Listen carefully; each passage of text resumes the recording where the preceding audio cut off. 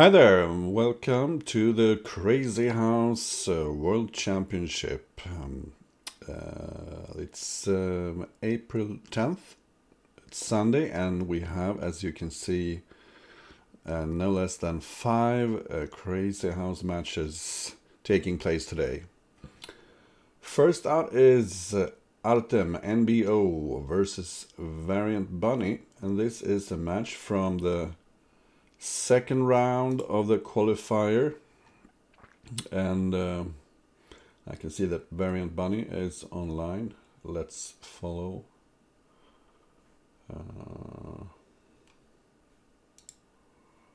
Like this, and hopefully the other guy will show up shortly. Artem-NBO is the slight Elo favorite, probably. Let's see.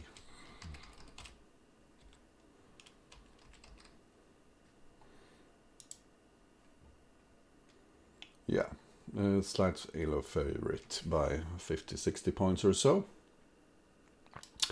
But that's not so much, so I expect a tense and interesting Crazy House match.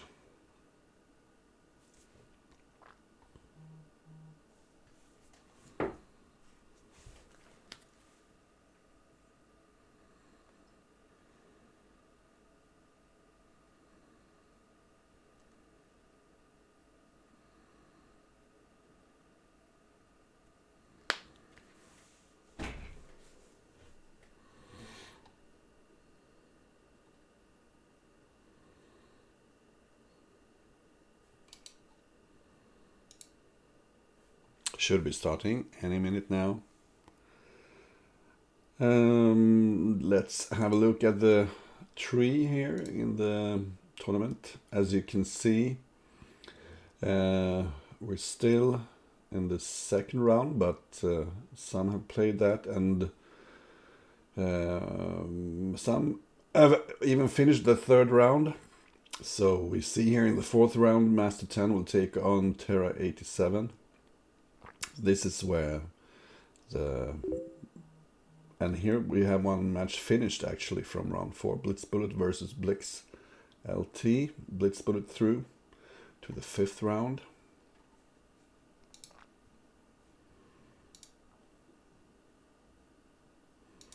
So the players are set. And as you can see from their previous encounters, variantbunny has a slight edge, 8-6. This is interesting. I was about to say that this is an opening I play myself, but I don't play e5, I play d5 here. So black has given up the center, but he has some interesting piece play, and also it takes time to advance those pieces. And apparently this is prep, but it looks like bad preparation for black. Usually when you give up a piece, you want a pawn replacing the piece here on f6. But here I can't see that black got anything in for the trade of the piece for a pawn. This is a quite bleak pawn placement. On the queen side, the knight can swing over to the king side. And what is this pawn doing over here then? Not much, I would say. So I think white has a clear advantage here out of the opening. White prefers to go aggressive. Not sure why. Because now you need to give up the knight for a pawn. And it's not so easy after knight takes here and queen takes to take advantage of the weakened dark squares. Let's say pawn c5, but then black can take on c5 and the knight on e5 would be hanging. So why not just take on b5? Although white has some black has some problems blocking the check. And now white is ready to take on f7 and put another knight on e5. And that would disrupt the black castling plans forever.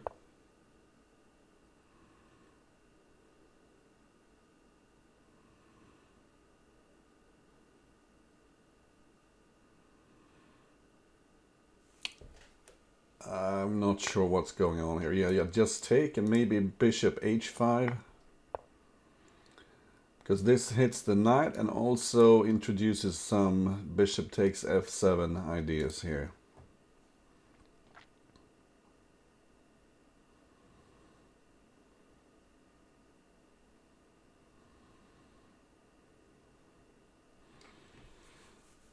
And white has a clear initiative here.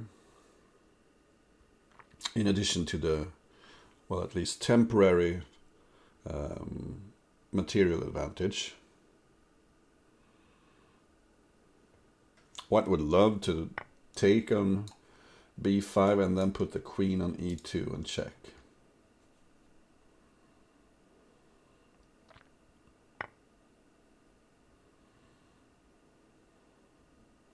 So one idea here for white is to just check and then play queen f3, threatening mate and threatening just to pick up the knight on f2.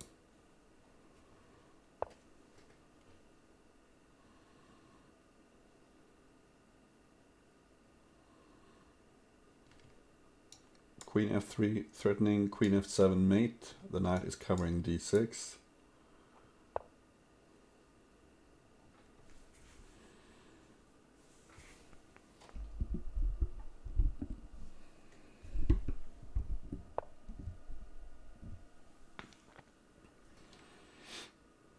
And now's the time to pick up the knight. When knight f5 would be a threat, or knight at c6.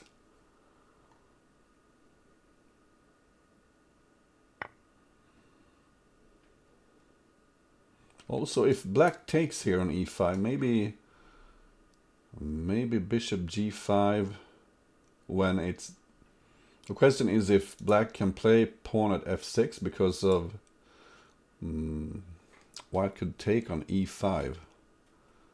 Looks really dangerous. So threats here everywhere. Yeah, white checks here and maybe take on e5 just as I mentioned. Great pressure now on f6. And also there's pawn at d6.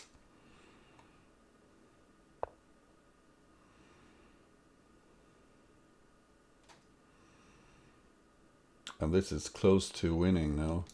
Pawn at d6, maybe. Take. Pawn at d6, take. And if the knight takes, you can just take, because queen takes, you have knight f5 check. And king takes, you had knight f7 check.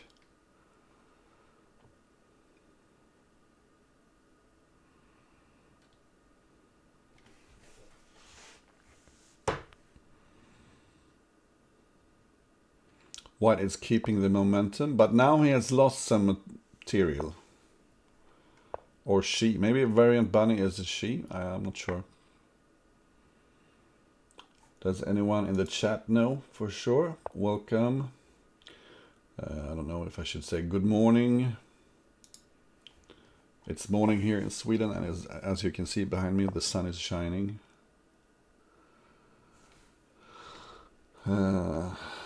What's happening here? That's a nasty check. You probably need to go this direction. And you probably need to do it now. This check might look dangerous, but after king b6, there are no discovered checks because the queen is hanging. So maybe pawn c5. Now this If you go in here, there's a double check mate. And now it's really close to mating. White picked up the knight for c5.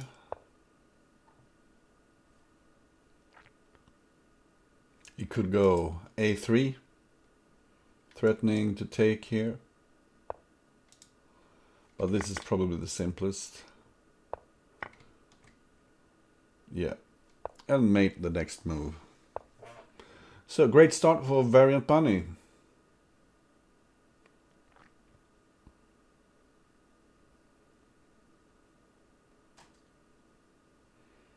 Who takes the lead? 1-0.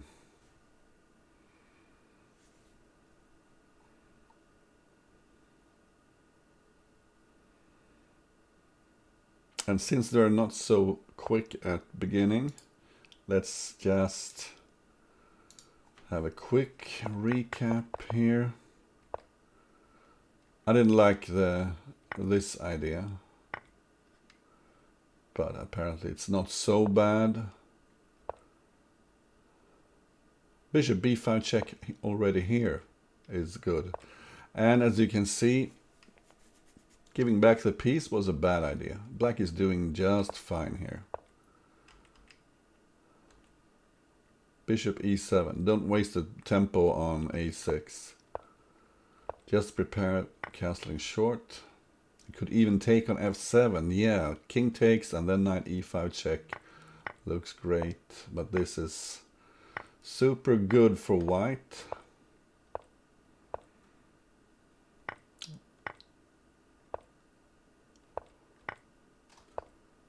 Devastating attack. And as I mentioned, yeah, pawn at d6 looks crushing here. Okay, let's get back to the game and let's see what happened in the opening. Oh, Variant Bunny is playing a very provocative Dutch setup here with f5. You know, this square looks really weak, but this isn't bug house. You can't sit there and wait for pieces to arrive. And black is ahead in development. Has established a pin here on the knight.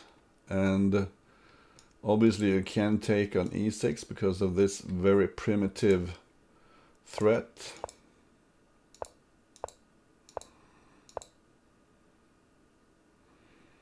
And maybe black has waited too long recapturing on f5. Isn't this where you want to take back? But it still looks dubious because that leaves the d5 square open to a knight. Okay, so black will have to live without the... But can't you take on d4 now? Let's say knight takes, and you take here on d1. I was thinking you can pick up a knight and then maybe just sacrifice the queen on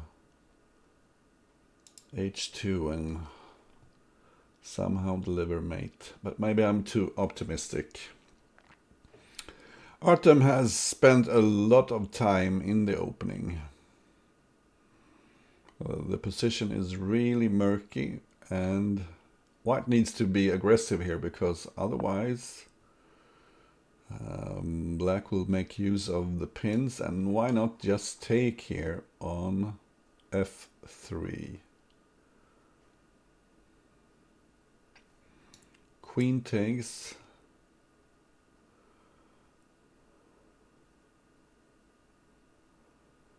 I was thinking take on d4, maybe queen d5 check, but you can always place a knight on e6 and you have everything covered.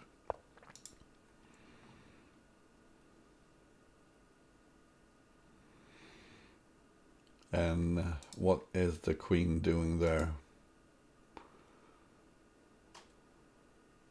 Not much, I'd say.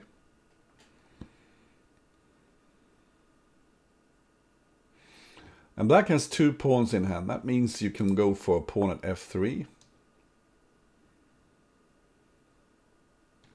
for instance now.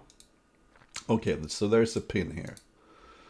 But pawn at f3 is super aggressive, and let's say pawn takes, you pick up the knight, and then if white takes back, you have knight here, check, king to the corner, pawn g2, and then knight f4, pick up the queen, and pooh.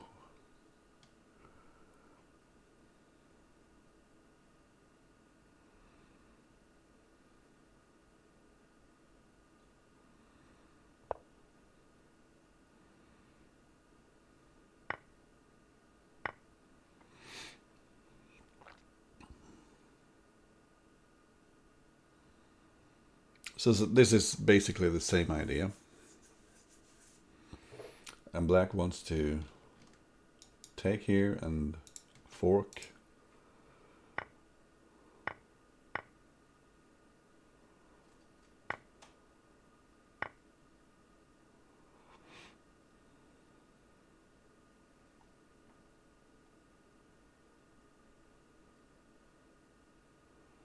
And you would love to have a knight in hand.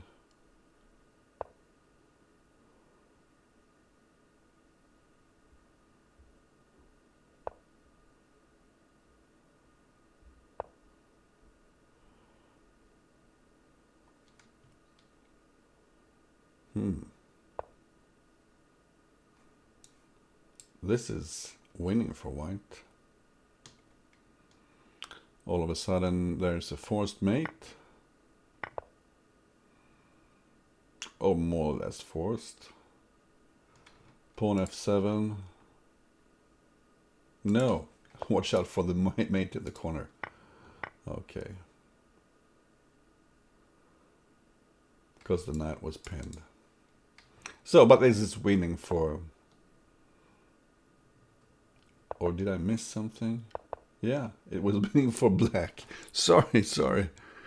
That was a really strange game. It seemed like the tables had turned.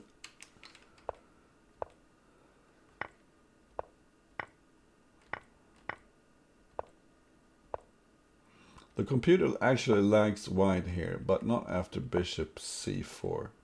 Simply moving the king into the corner looks like a simple solution. I was thinking pawn f3, but apparently it's not as good as I thought. And this is more or less the same.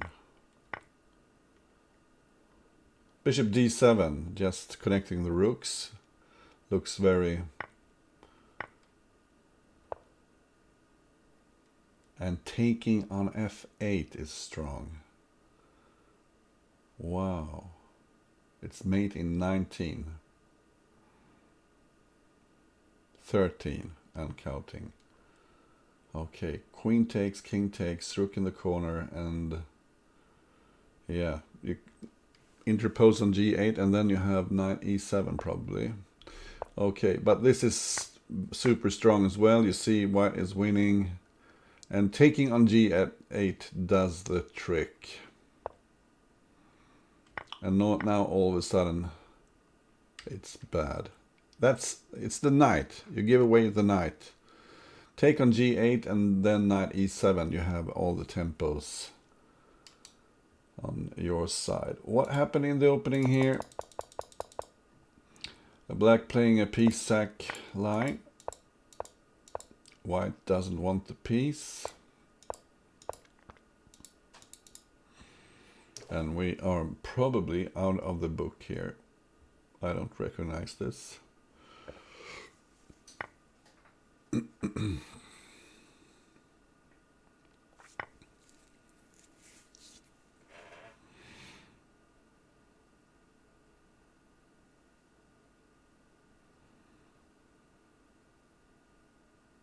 I thought taking with the pawn here looked interesting, because the queen on d3 is quite unassailable at the moment. Oh well. Knights on e2 are rarely good anyway, but the future of this knight is somewhat blurred. Where is it going?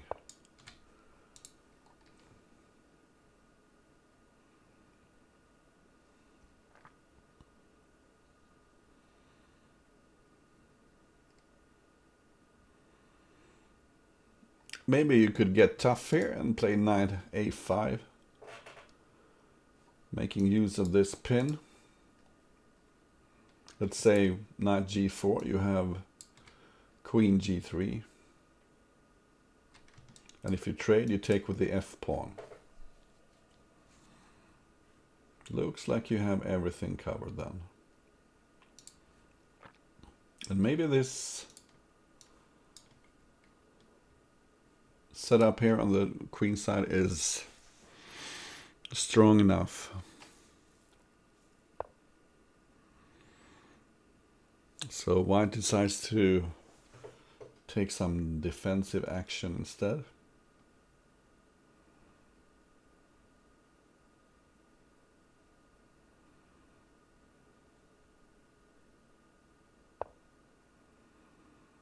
And this cuts the connection here between the queen and the knight on h3. So taking here is probably not recommended because the knight is hanging.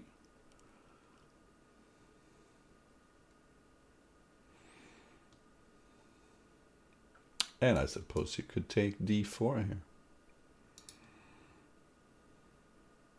You could even take with the queen, actually. Because if you take here, you can swap queens and then take on f3 with check. That looks dangerous. Hi there, Kyle Legion. And hi everybody else who's watching this morning game.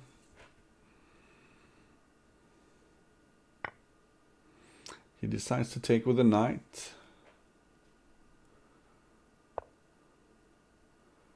And where does the queen go now? Well, one idea would be to... Well, there's always g4.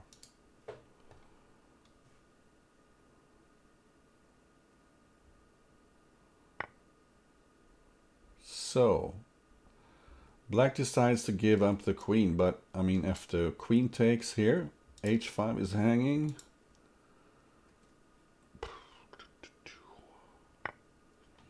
This just doesn't look right. It definitely does not look right.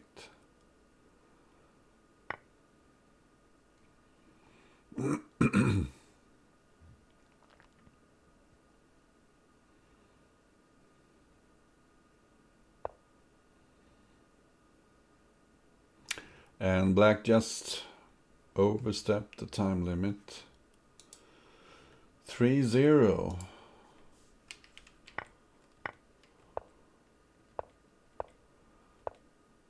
Just seems like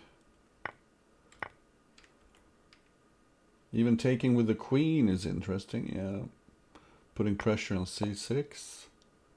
Knight at a5. Yeah, that was what I recommended here.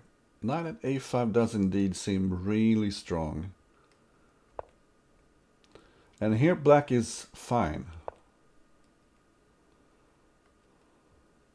Taking on f3, that looks scary, but apparently it's the right move. And here I was thinking about taking with the queen here.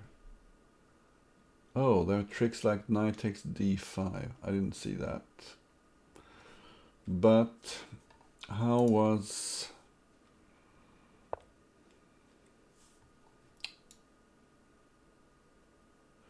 I guess you're in big trouble here. But playing queen g4 first has to be better anyway. Provoking f3. Because the rest of the game was just... nothing. Queen b7, very effective move. And where to put that rook? There's no place for the rook. And Variant Bunny keeps repeating the f5 line. Now, opening the center like this seems like a good idea for white.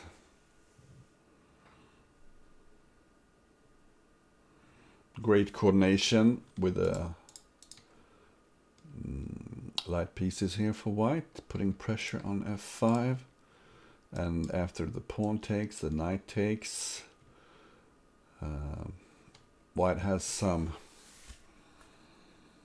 pressure on the king side.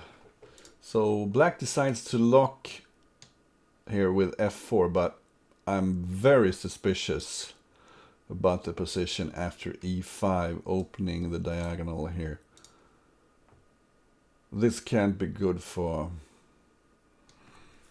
black. Simply e5, and the knight could come in this direction.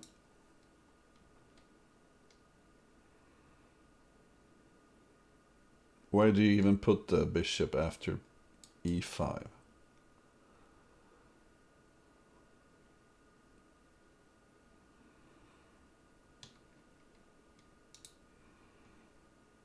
Is this f5 theory? Well, we have to check it out with the computer afterwards, but I seriously doubt that this can be okay for black.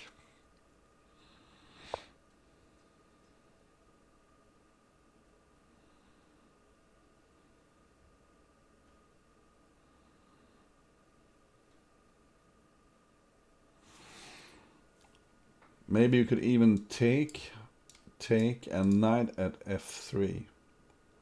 Because if the queen takes, you have rook g1. h4 is another aggressive idea. Maybe knight g4 here, just to take care of this guy in the corner.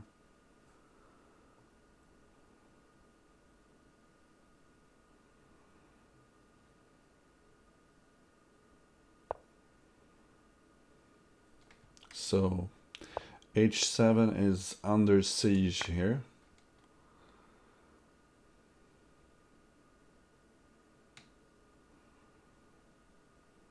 Taking with a pawn would leave this pawn really vulnerable.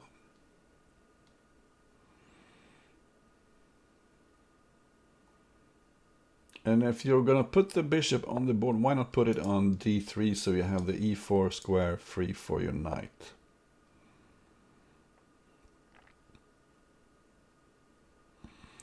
g5 is hanging, but so is the knight, the bishop on g6, and that would leave, after the h-pawn takes, h7 open to a bishop check. A lot of pieces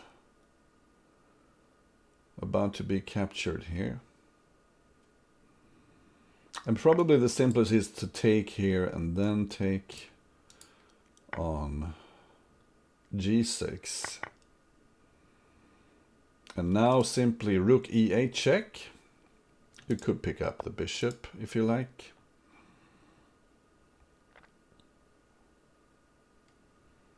Well, the queen looks almost trapped. Of course, you can put it on h5, but then you just swap queens, followed by mate.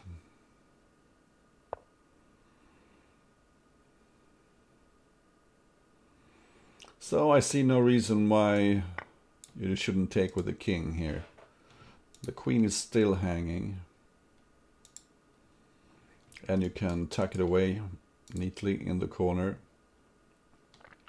Looks like white is winning here.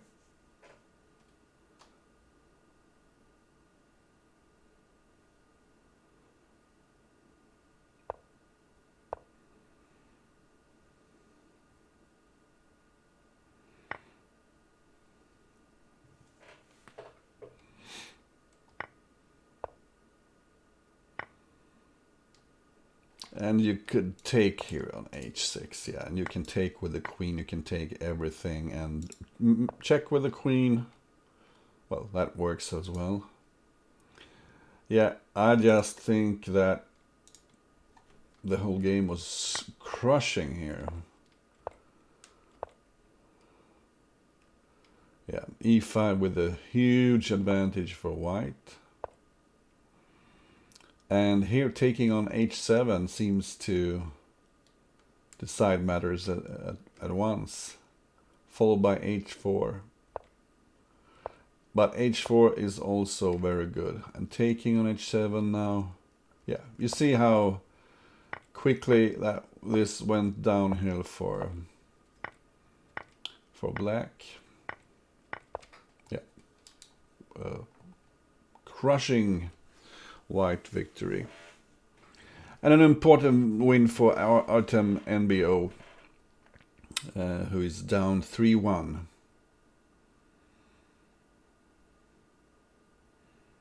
And did something go really wrong here for white in the opening?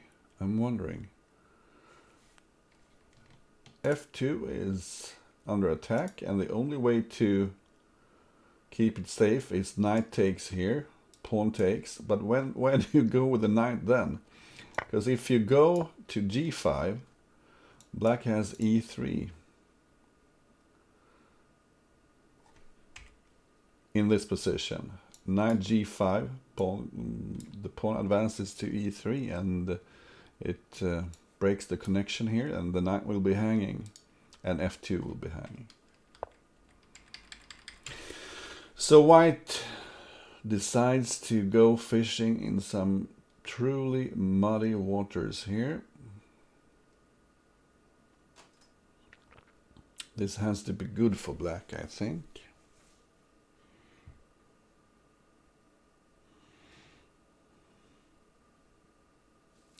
But what do you do? Do you play pawn at d5?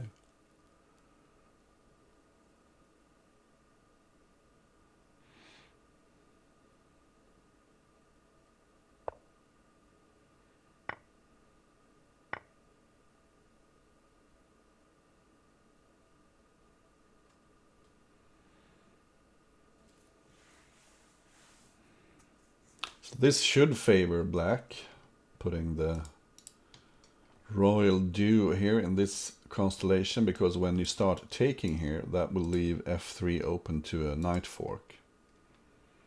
But you have to take care of the bishop takes f7 business.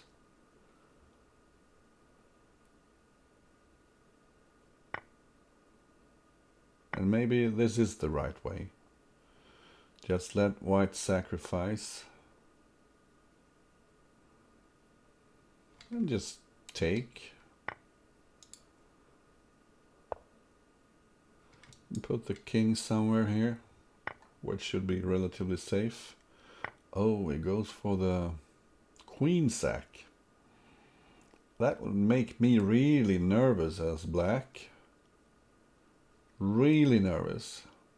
I mean, not only does white have mating threats here, but also this knight is a bit loose.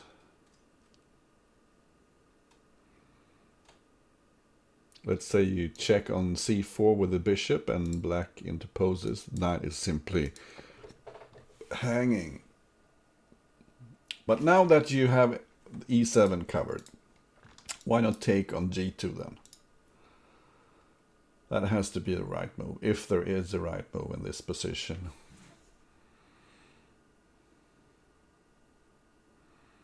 Although white could go for bishop d5 and take on g2.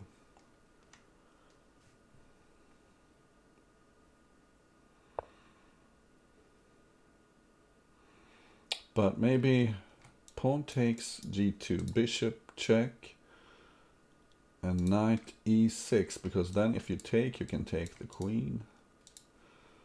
Oh well.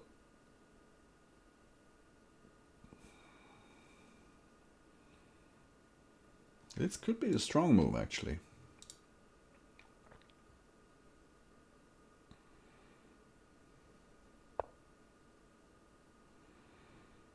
Because usually white would like to give up the queen for two pieces, but there's no time, because if the queen takes here and the bishop takes, there's a mating threat on e2.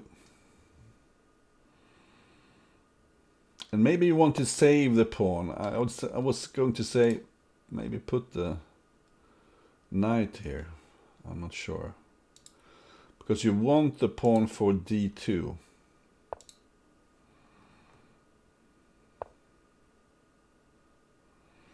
But this is just bad. Now white has the chance.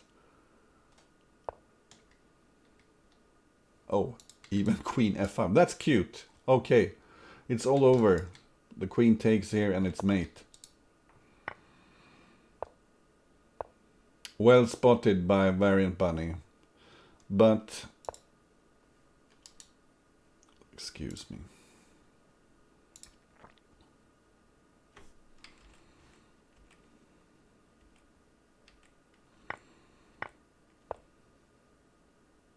Simply retreating with the king should do the trick here, yeah. But this is unclear.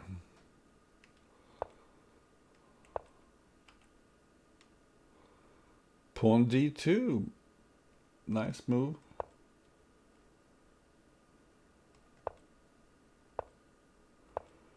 And here,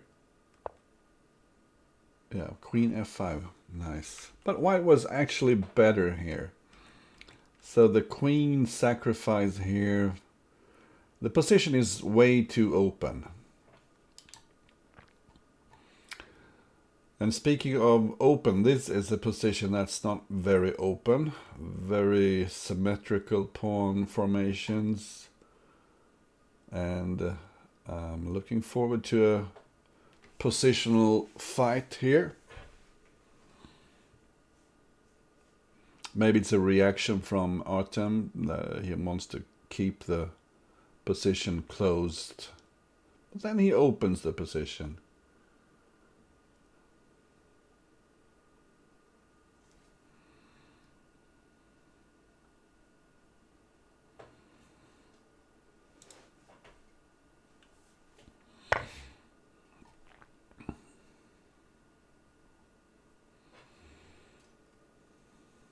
And here you need to be really careful, because if black takes on e5, the queens might come off, and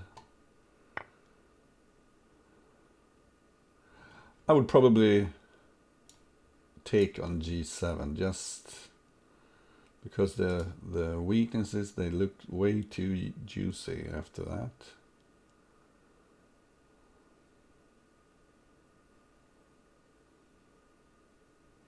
But you need to be a bit careful here, because if black gets his or her hands on one more knight, queen takes g2 could be a forced mate. King takes knight here, and then another knight and a pawn. Inviting a queen trade, but black wants none of it.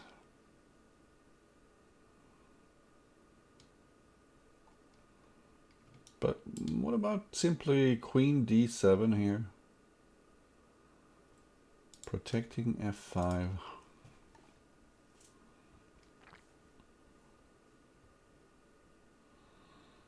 Another interesting move was maybe pawn f6.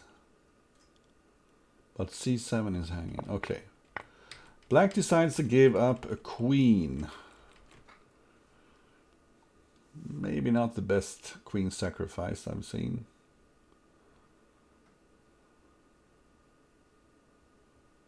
Let's say knight d7. Yeah, knight d7 looks good. Keeping things under control.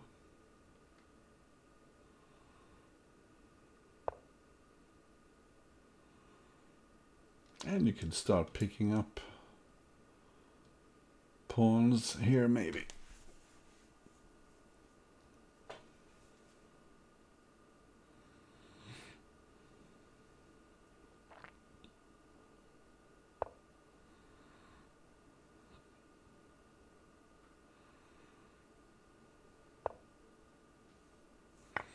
And now certainly you need to take f5. f6 looks weak. The black position in general just looks weak.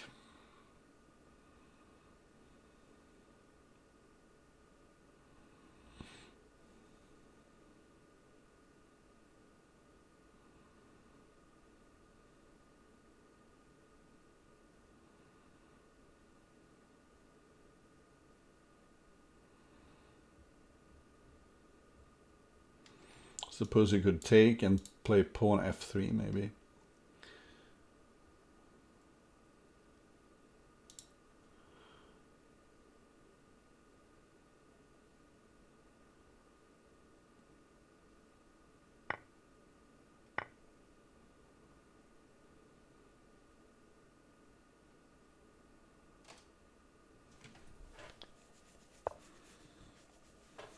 So this is more active, threatening to take on g7.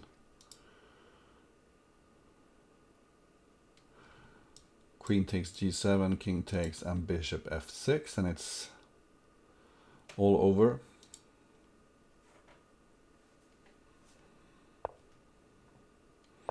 Now you have the extra time. Pawn at f6. Black can threaten the white queen. White won't care. He will take on g7 and threaten mate in the corner. And white is crashing through here.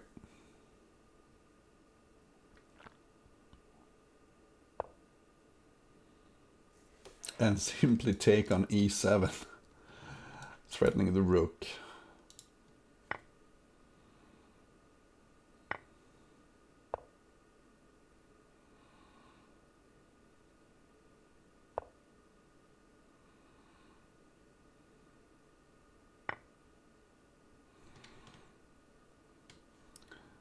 How about knight e2 here? Knight e2, king here, bishop takes. Is there something after? You want to pick up the queen. Knight at f4 maybe? And then, yeah, now you have everything covered, but queen g7 mate.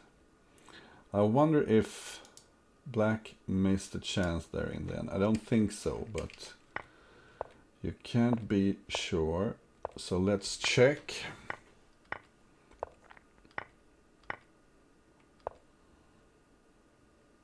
Actually, black is better here. I'm very surprised. Knight at g5. What a star move. Knight at g5. Yeah, you want to put those knights on the board and save the pawn for the light square attack.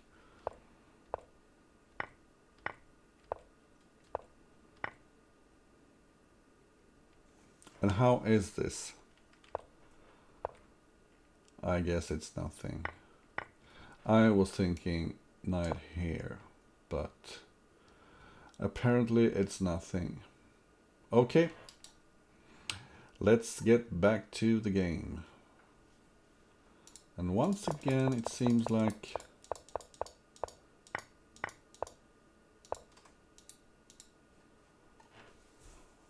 black should be doing okay here, I suppose.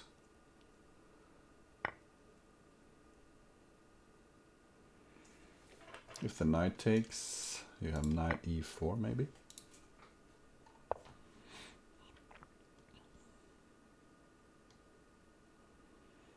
And if the knight takes, you don't take the queen, I think. You take with the pawn.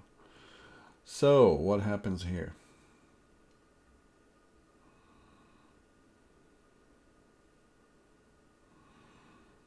Well, black could even take on d4 with the queen. That looks very active. And it threatens to trade queens with check. So queen takes, knight takes. And threatening mate on e2, let's say castle, and maybe pick up the knight, pawn takes, and pawn f3, and it's close to mating already.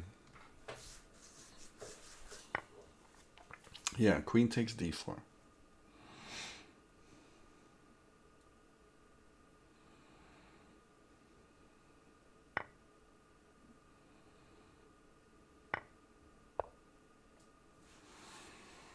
And that's a bad sign. One idea here would be to play e3. Because if queen takes, you have knight takes c2. And if the pawn takes, you have bishop h4, picking up the knight. could be interesting.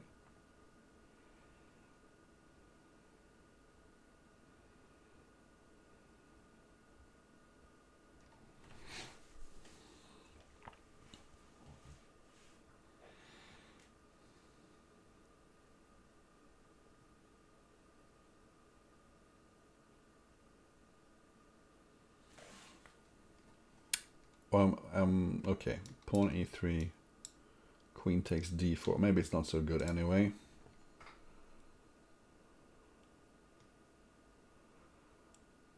But how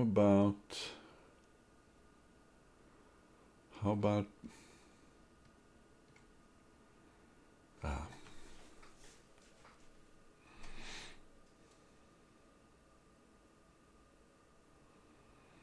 critical position here.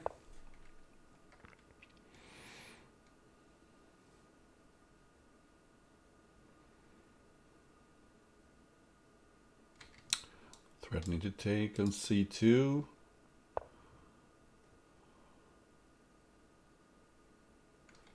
You should probably just take here. Yeah. Leaving e2 weak. Maybe queen at...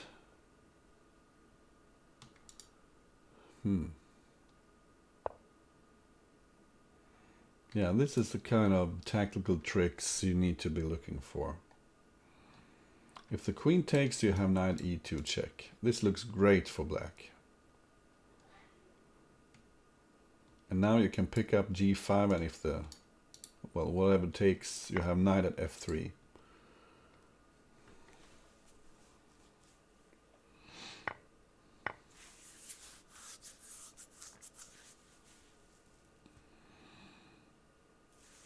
But black is way behind on the clock.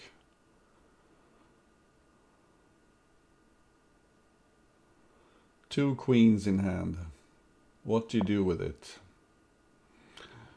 Black is down to pure increment.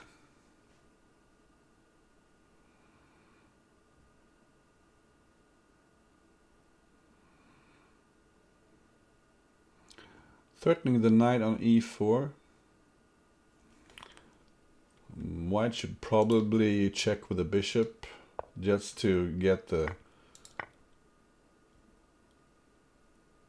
black king moving, and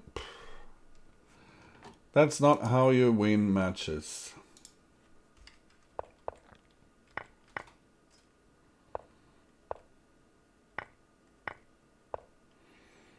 Black doing very well here. And indeed, queen takes d4 looks tempting. And what is the best move here then? Pawn at f3. Very aggressive. The idea being, if you take here, it's mate on e2. And obviously if you take here, you just take with the pawn again. Yeah, it looked very good. Morning there, Zarza. And when black missed the opportunity here, he's still better. Knight at f3 looks great. I was mentioning maybe queen g4, but apparently it's not so good as d4 is hanging. But knight at f3 is very direct. And white is actually better here with all the light pieces. And knight at f6 was strong. Okay. And black is actually losing here, so... Okay. Variant Bunny got crushed, you remember, in the f5 line earlier on, so switching to more conservative lines. And did white just blunder an important pawn here? Why can't you take... Okay, maybe... I'm saying maybe it's not good to take on d4. Well, d5 is hanging as well.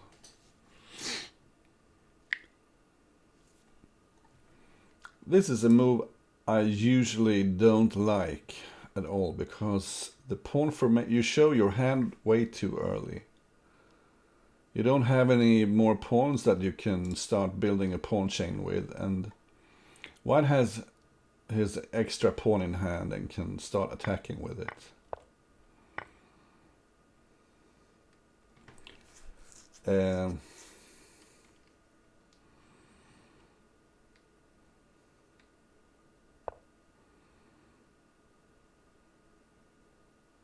This looks just so dangerous for black. This can't be good. Surely it's not good. Let's say queen e5, you can put a bishop on d4. Knight takes, pawn takes, and you can't take back because of bishop h7. Bishop d4 is just one way of maintaining the attack. So bishop d4, knight takes, pawn takes, queen g5. Well, maybe it's not so good after all.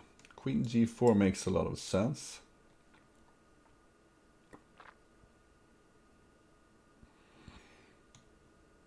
White could go for bishop takes here and then a pawn check on g6 maybe.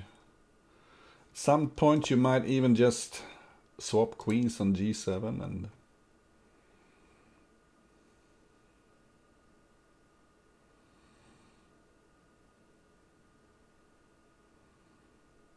I see an interesting idea here. Bishop d4, knight takes, pawn takes, because if the queen takes, you have knight takes g6, and if the queen takes, you have knight at e7 mate. That would have been a great way to finish the match. But instead, white is just being pragmatic and attacks the dark squares. Black needs to find a way to give up the queen for some material compensation.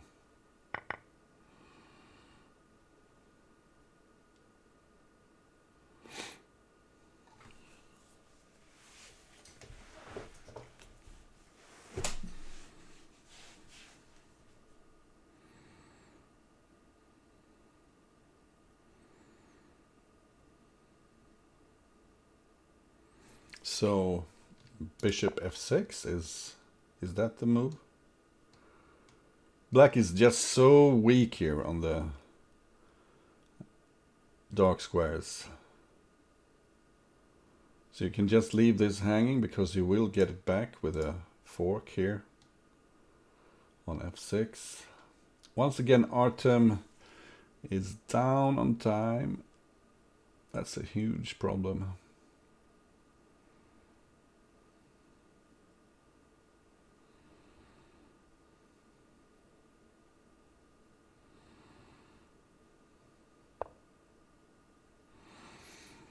f5 makes sense, giving some luft to the king, but now it's mate on h6. 5-3. I'm just gonna check on the idea I had here.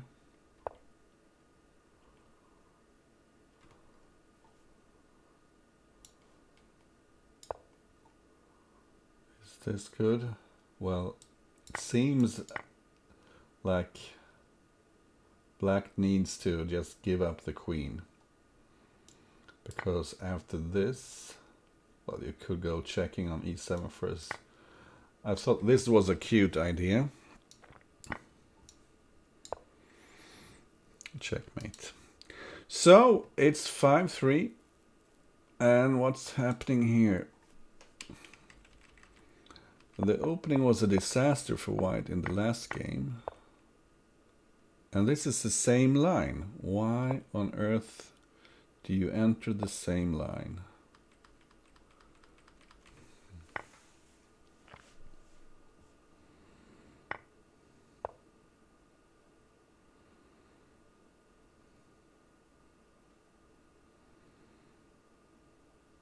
So it's déjà vu. You can take on d4 with a queen, I suppose.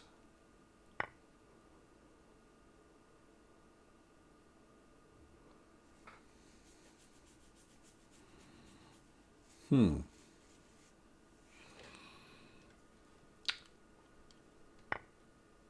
now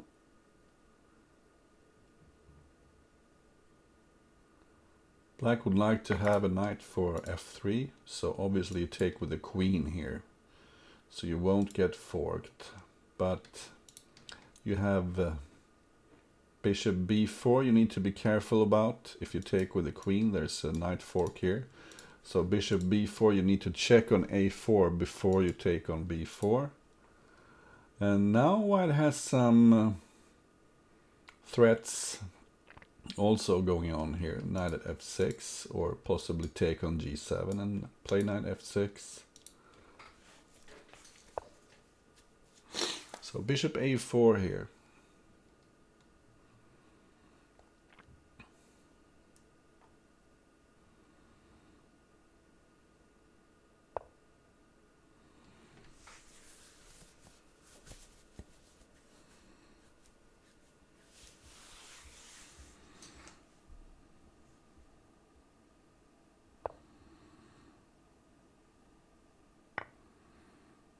Yeah, the bishop was just hanging, and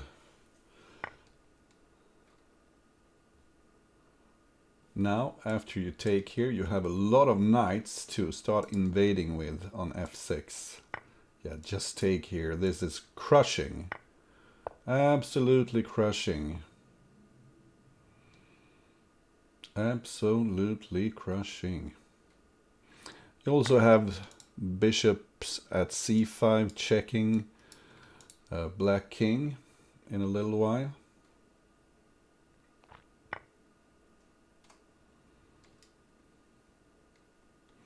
And you might want to keep this knight here, protecting d2 from counterattacks. But let's say king here, simply, I'm not sure. Do you check here and check here with the bishops and maybe pick up something and then take b4?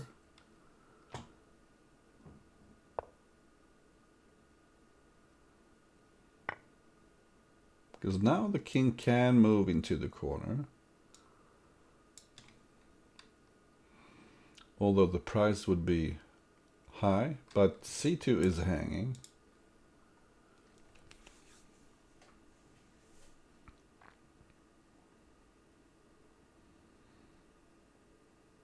And surely you can't go back. That would be just ridiculous.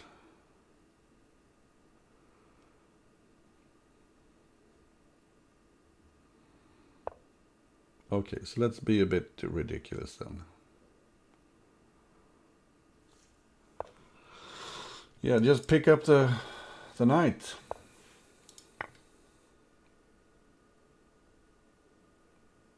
And there are too many threats here for white. Nothing black can do. Absolutely nothing.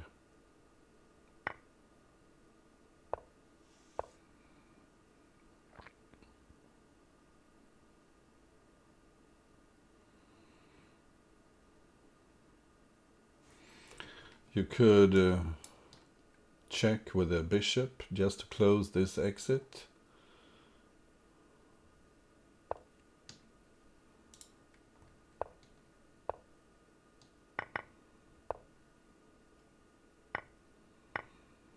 And white pick up the queen with check.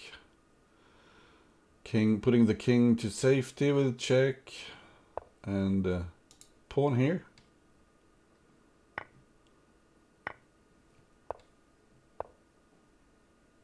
Oh, come on.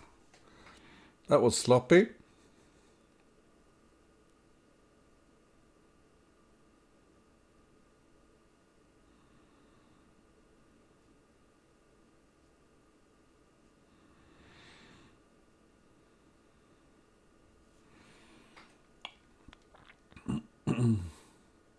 But white has a lot of pawns here, so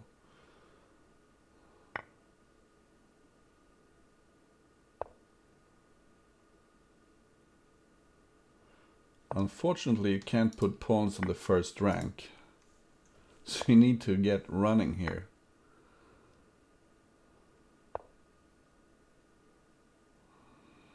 And since the rook is a bit loose, but it's not loose anymore.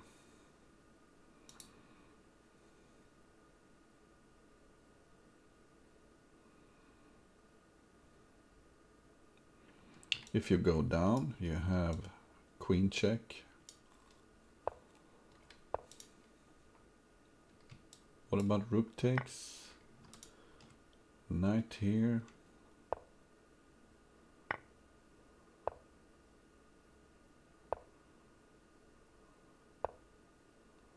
Didn't black waste a piece?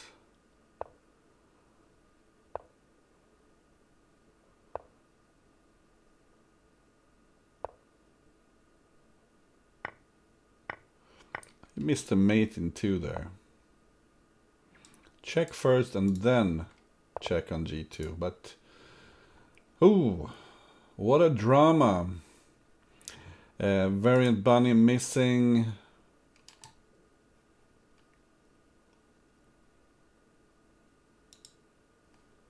Missing a mate.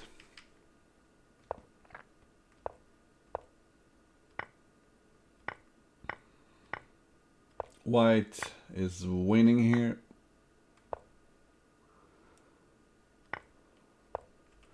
And picking up the h7 pawn wasn't the best idea, but white got another chance here. So bishop f8 is forced mate, but this is also just winning.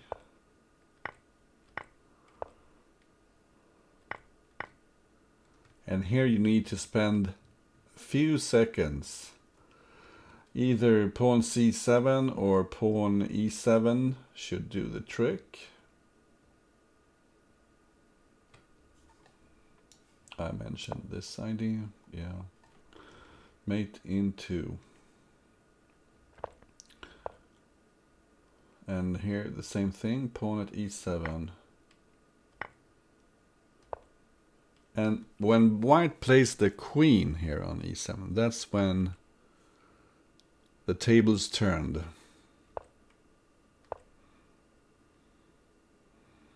White is still better, but needs to be careful. King b1, put the king in the corner. Don't let the queen check on a1. And now all of a sudden it's black who's winning. Although, maybe black messed up a little bit.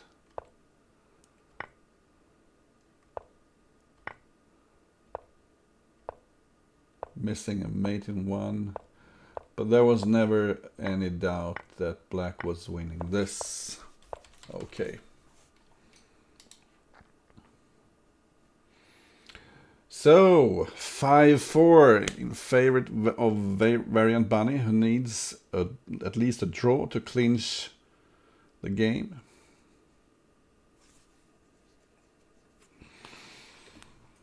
Black using the bishop to defend with. This is a very common trick, checking and attacking.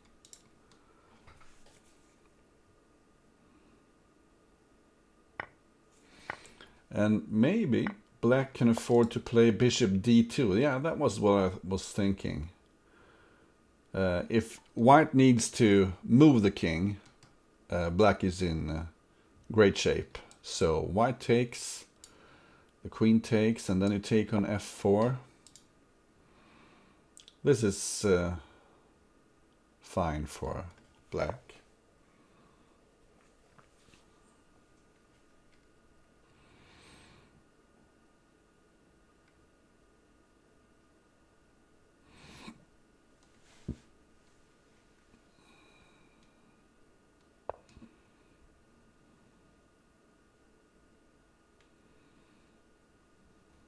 So simply take on f4.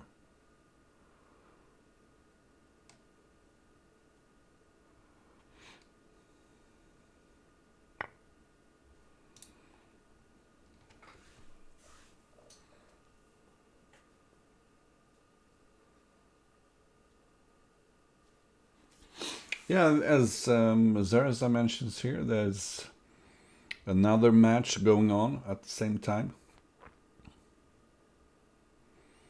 And we can switch to it after this.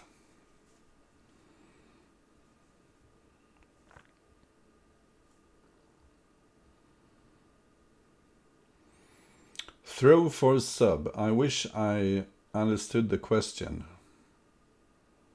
What's a throw?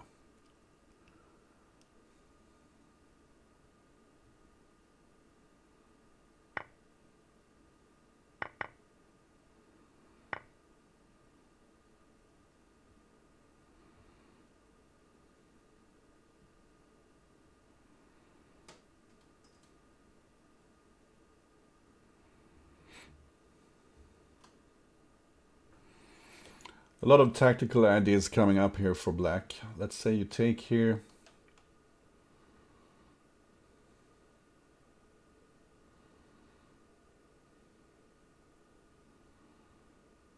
This bishop is strong, defending g7. Maybe you play rook e8 just to keep e7 covered, and then you have some mating threats here. What does throw for sub mean? Can anyone explain it to me?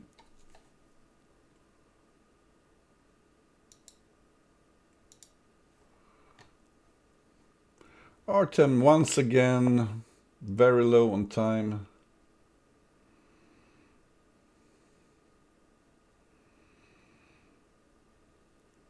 And this isn't feeling too good for white. Black is super safe, and maybe don't open the H file, but anything else here. Okay, let's go for it. Pawn e2. Pawn e2. And this is probably mate. This could be the end. This should be the end.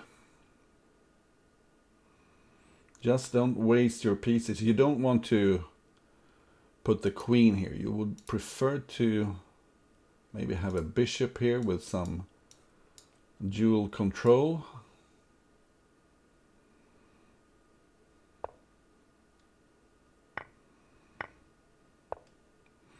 That was a nice trick, picking up another rook for your zombie army, and now queen c3 does it.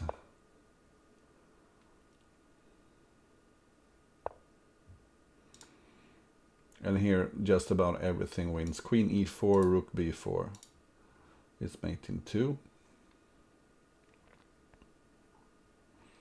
And this time Variant Bunny is thinking. No more mess ups. Yeah, there is the mate.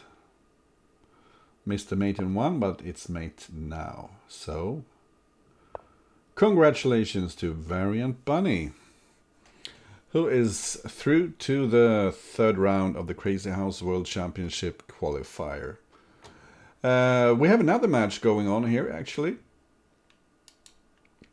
So, let's see how okei is doing in his match against Szura.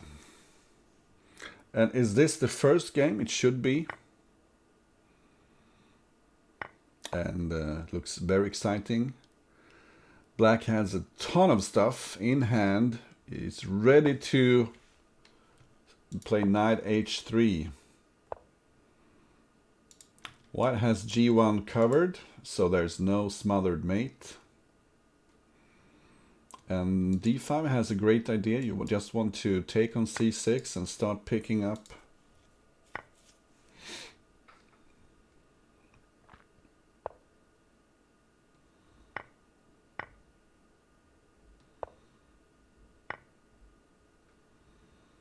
I would probably have played rook g3 check just to have some... Hi there, thanks for the raid, S wall 19.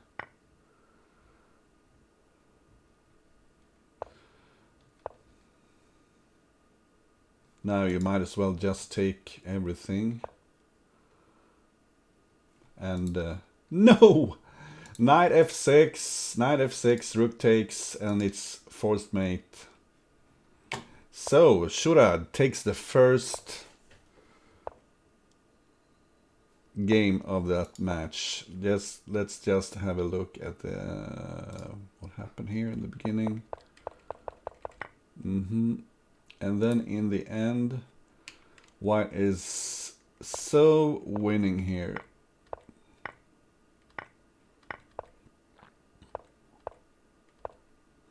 Knight at f6, rook, king h8, and you don't even have to take on h6. You can immediately play rook g8.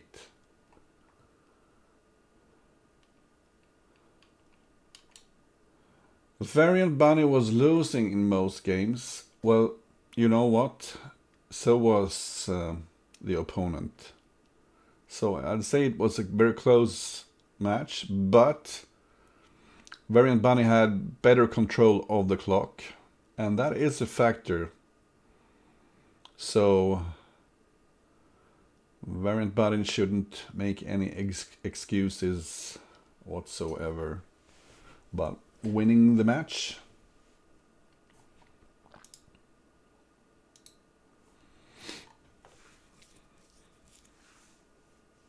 And is this from the third round?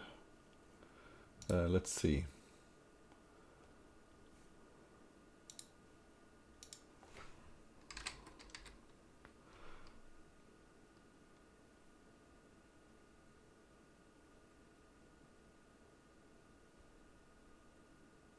What is this anyway?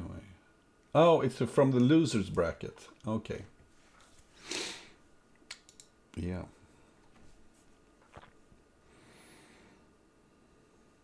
So the players are trading punches, and now there's knight e3. Knight e3, classic. If the pawn takes, you have queen takes d1. Oh, and black sees it. And you can just pick up the queen. No worries about bishop taking here, because you can simply move into the corner and white has nothing.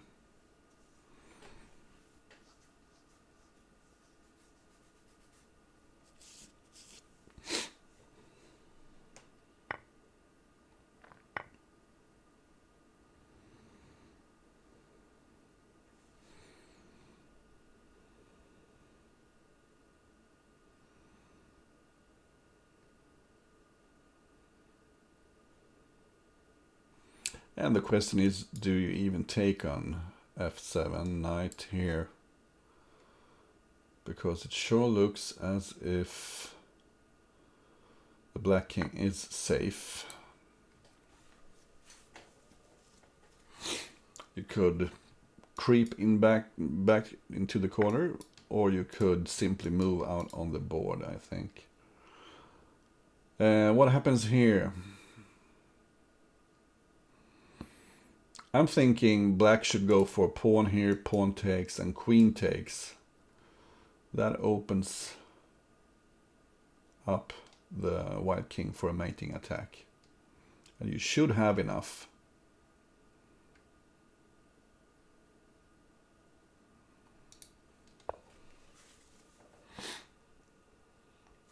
Now you need to remember to under-promote here when you take back.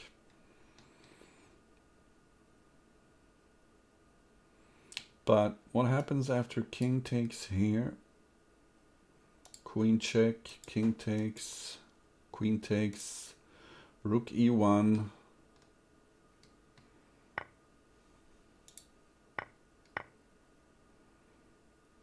So this is the time to be violent. Pawn d3, queen takes with a mating attack.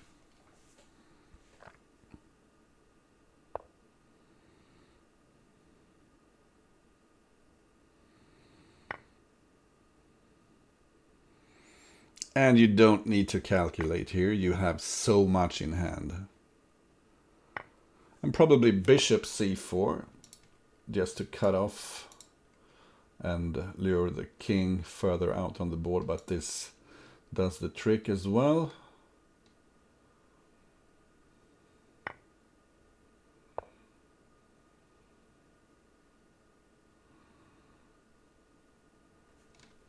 Yeah. So this is 1-all. Queen e4, g2 is hanging.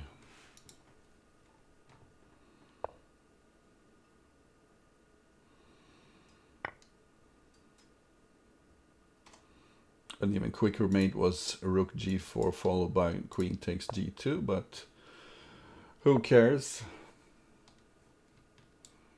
Queen g4, pawn or bishop here somewhere, mates everywhere. 1-1.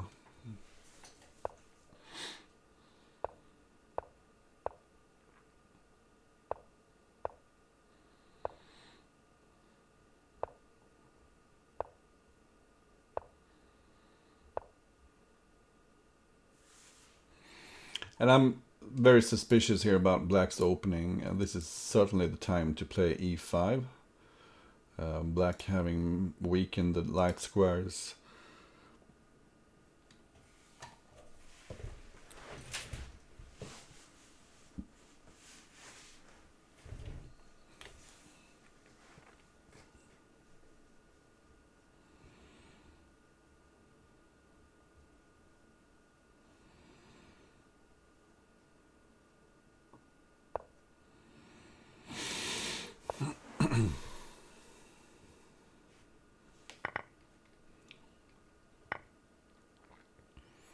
And white moves in for the kill immediately. Let's see if it's premature or not. Pawn f6 certainly opens up the position. Bishop e5 maybe.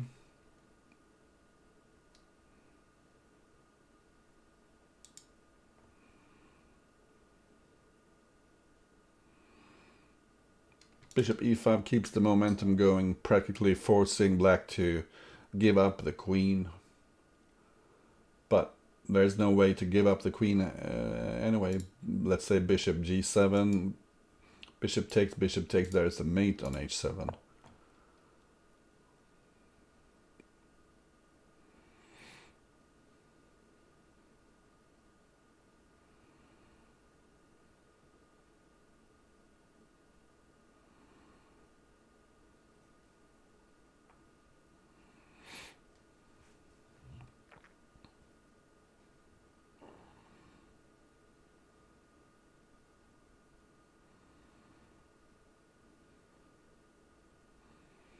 So a fun little move. Maybe not so funny if you're black.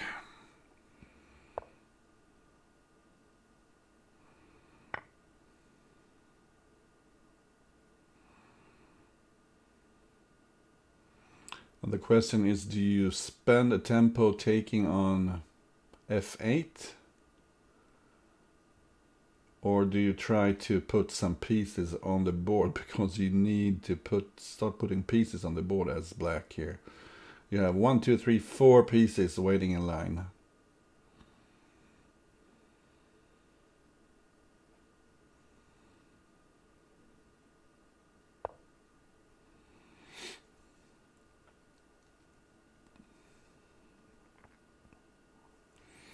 And I was thinking maybe bishop to h7, king f8, rook g8, king e7, and then you have a bishop in hand for f8. It looked dangerous.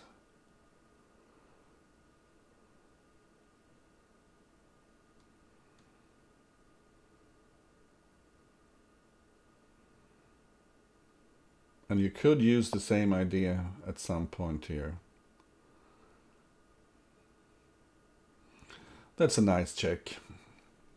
What black can't take here because there's a forced mate, either rook e8 or rook g8, and then check again. And you need to take the knight on f6.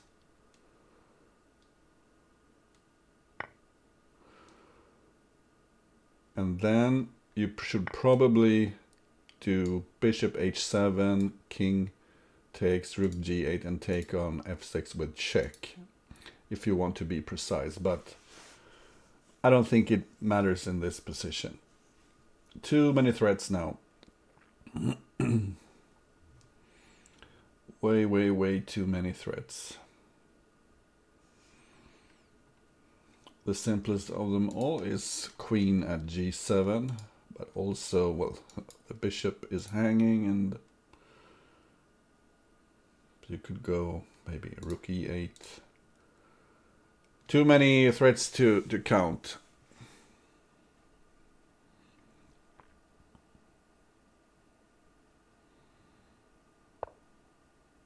So, for instance, now you could just take the bishop, but this is a forced mate in 2. Okay, 2-1 in favor of okay.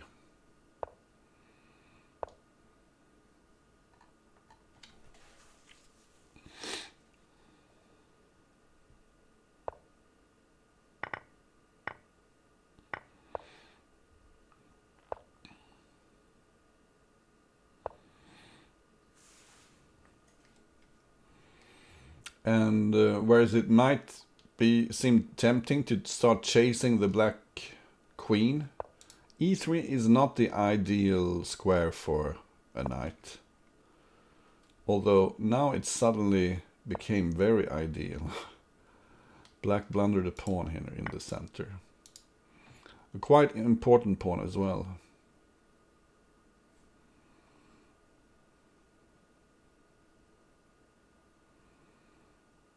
So white got an advantage here out of the opening. Threatening bishop c4. And black's position could be collapsing here just from the beginning.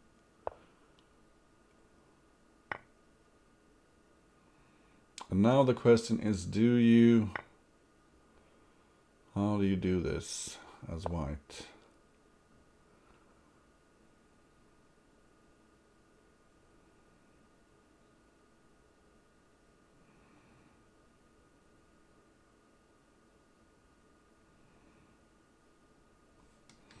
I guess you could take with a knight here. Is that the easiest? Because f7 is taboo because of the knight fork on g5. And if you take on f3, you have 1, 2, 3 pawns for a piece. The black king looks shaky, but now you can take on e5 as black. And then you have 2 pieces for the many pawns.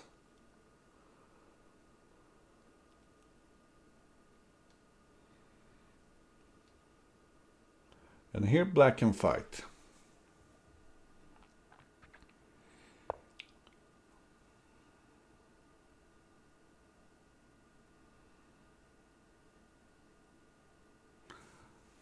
Well, why not take on e5? Knight takes, pawn takes.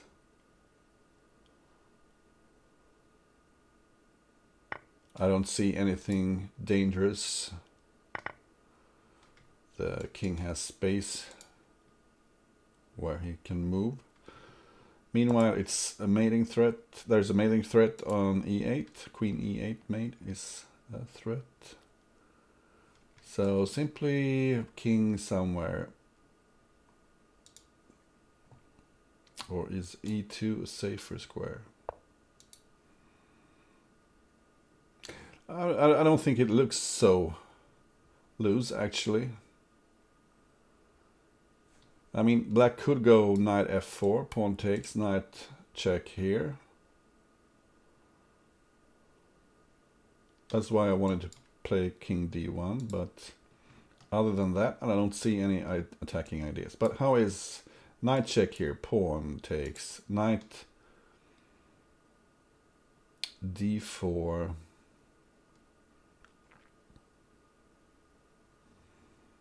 Is it dangerous? King here. Queen check. King g1. Knight takes pawn. I'm not sure.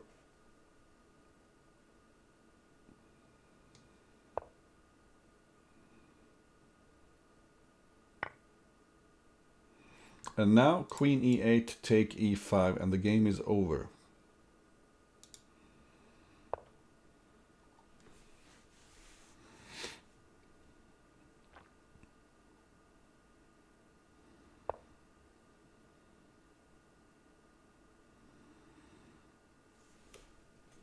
So you take e5, king takes, and then probably queen d4. When you have d6, e6, f6, and g6 covered, the black king will never ever make it back home to base.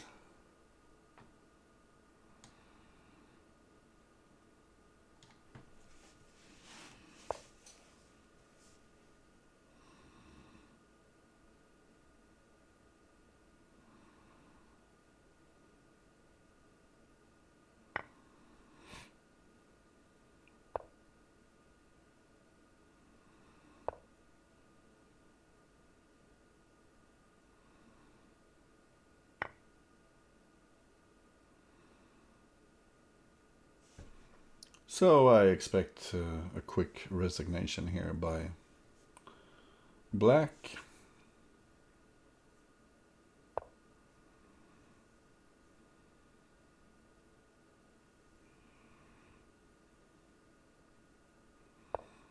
But on the other hand, no game has ever been won by resignation. So why not fight until the bitter end? Queen at e6 is a mate.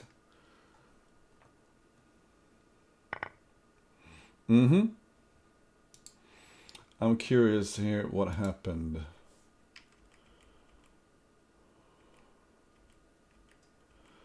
e5 was surely bad, yeah.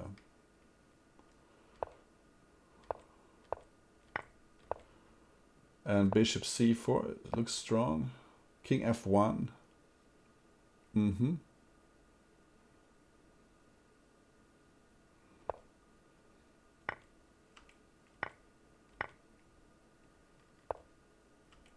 So king d8 is the safer option. Makes sense. Why move up the board when you don't have to? And here, as I mentioned, knight takes f3. Super solid. Black can't take on f7 because of the fork on g7. Like this. But instead, there was a queen trade offer, and this is just good. King d1. d1 is the safe square. And now, how about knight f4? I couldn't quite understand what was happening here, because this looked dangerous. Yeah, bishop h3 closes the exit. So white actually needs to move up the board. And maybe white can survive this. But black should have opted for this. Looks like white is safe, but who knows. So it's 2-2, and what do we have in the opening here? This time black hasn't spent time playing the horrible h6 move. And I'm not sure if white should actually take on d5. It seems like it sort of favors black.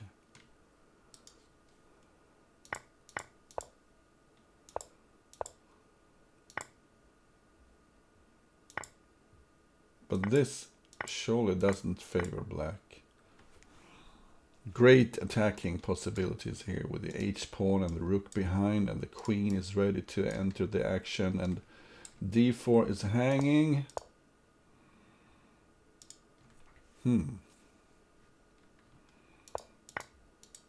But that looked weird to me. Why put the bishop on e3?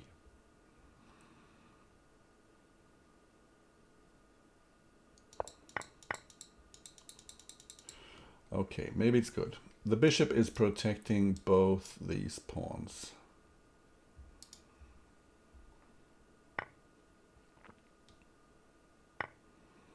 But now black has some momentum. Okay, so he can start chasing the white queen a little bit.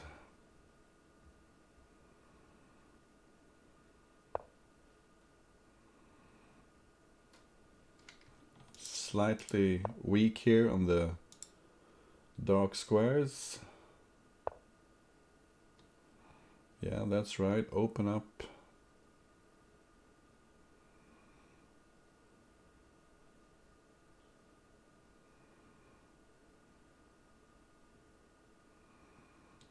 But how about a primitive move like pawn f6?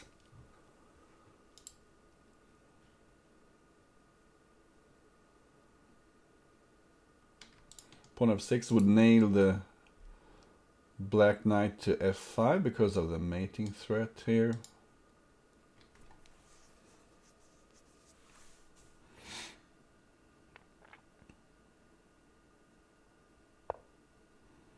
So indeed white goes for pawn f6.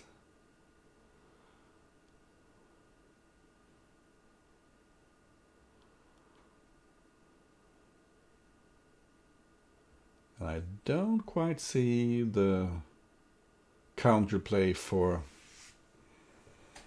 black here.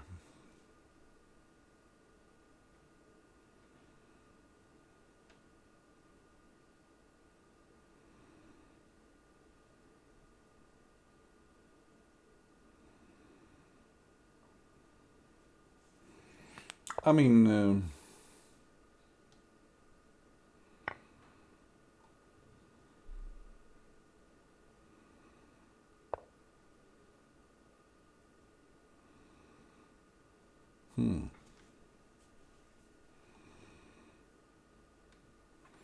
if the king moves, you have knight e3. So maybe you need to go, oops, knight e3, pawn takes, bishop takes, take here, queen takes, super control of the g7 square, and all of a sudden it's white's king who is in trouble.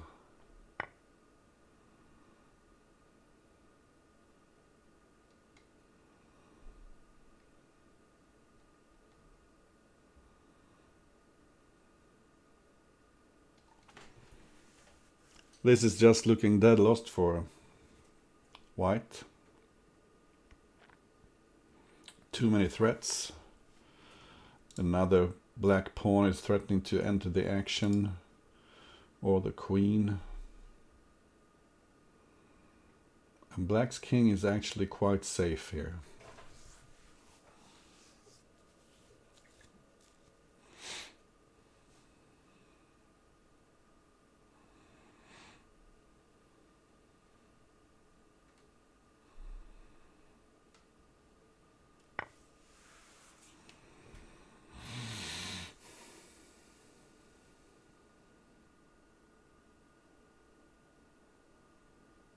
I would love to take with the queen just to have as many pieces as possible next to my king.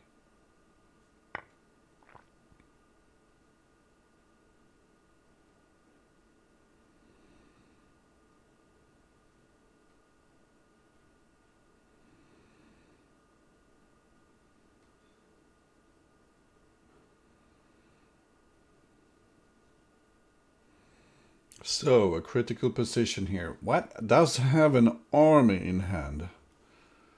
And black should be a little careful so he doesn't waste all his pieces.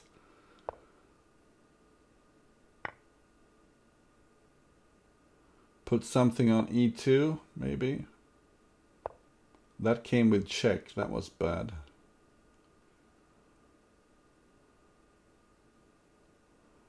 Why not take g4 and take g2?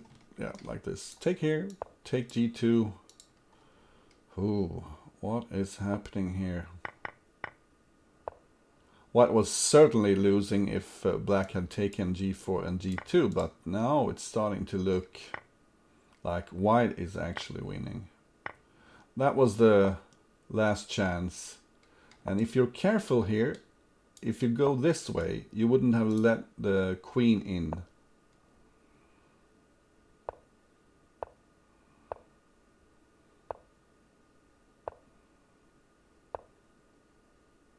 And now it's mate. Boo! Here, just go to f1 instead, and it's over.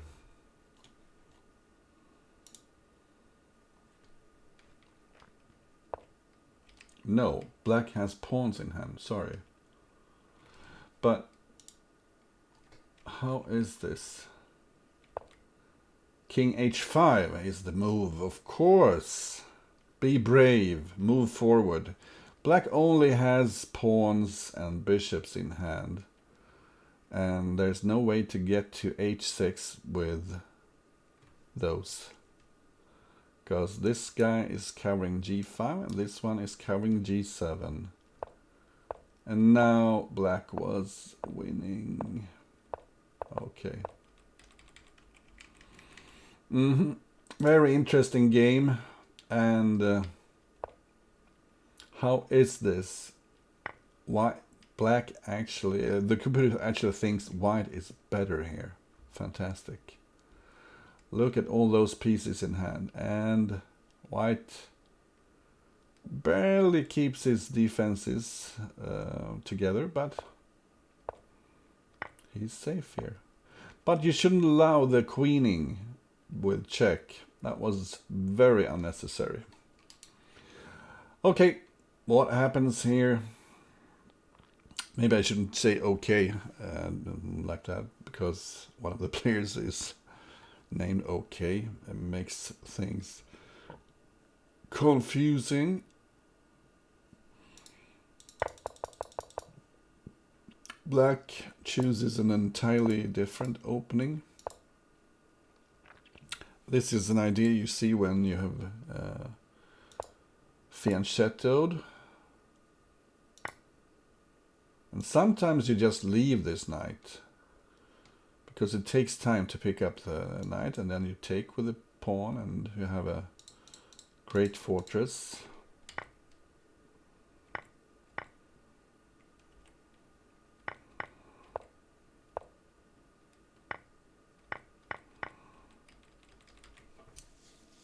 So I'm a bit worried here for the health of black, because white is threatening pawn h7, king takes, and knight g5.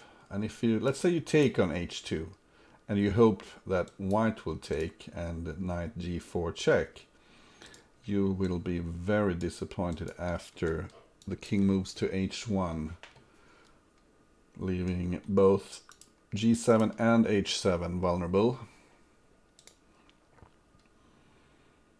So, can you defend here? Let's say pawn g7, then simply pawn h7, and if the king goes into the corner, you have probably bishop takes f7. And I don't, well, now there's a mating threat here. This did save black some time.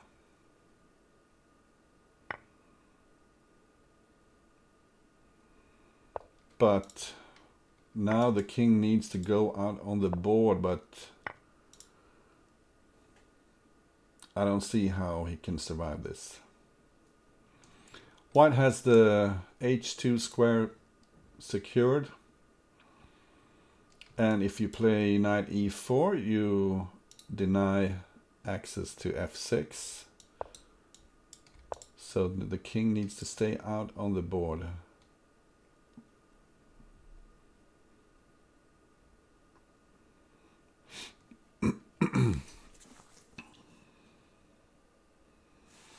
Maybe pawn g4.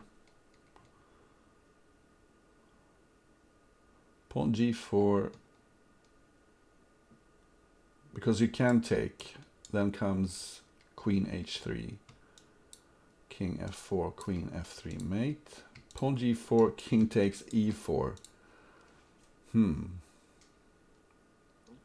Surely there's a mate somewhere lurking. Pawn g4, king takes e4, rook e1. You want to cut off the king, so let's use the hidden rook. King goes back.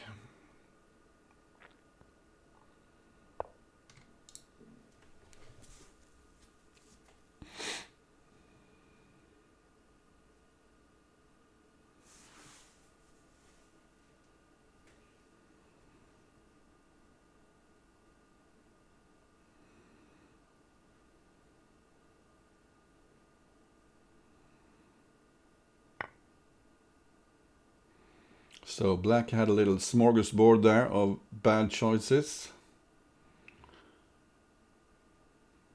And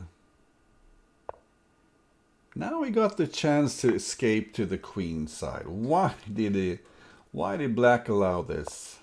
This was completely unnecessary. Completely unnecessary. Here you should keep the D file opened. The king is securely boxed in, and use the piece that isn't active.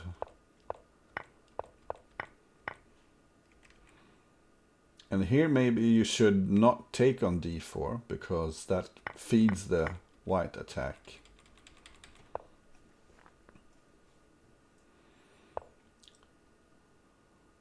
Oh, this is just strange, everything.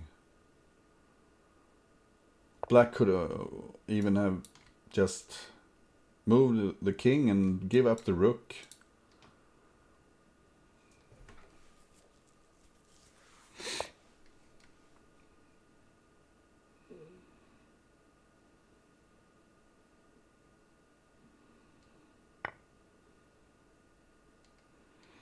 How to get a safe haven for your king here?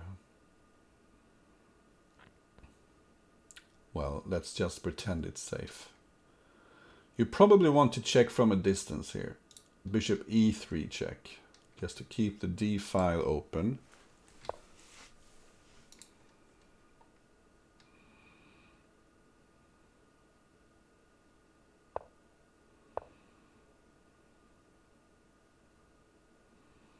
Because that would have made it... Imagine the bishop on e3 here instead.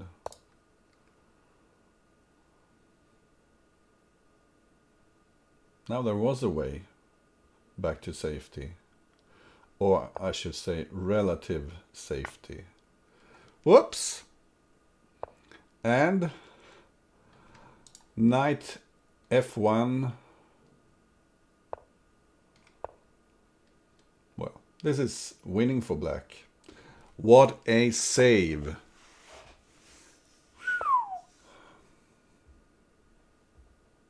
Knight e6, and you pick up the queen with check. That was quite a save. Let's see how many chances black missed, white missed here. So apparently knight at f3 is interesting, but this is just good. So bishop takes f7 is the fastest. You have ideas like rook d8 then. Let's just check. Pawn h7. Oh, this is cute. Like this. And another pawn here. And you pick up the rook. No, yeah, sorry. It's just mate in one. Very nice, quick attack.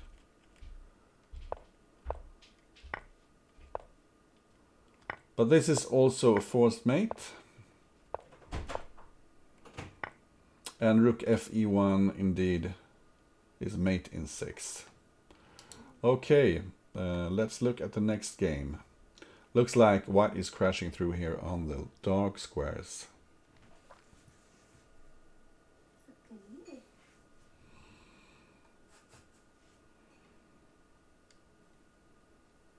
What happened in the opening?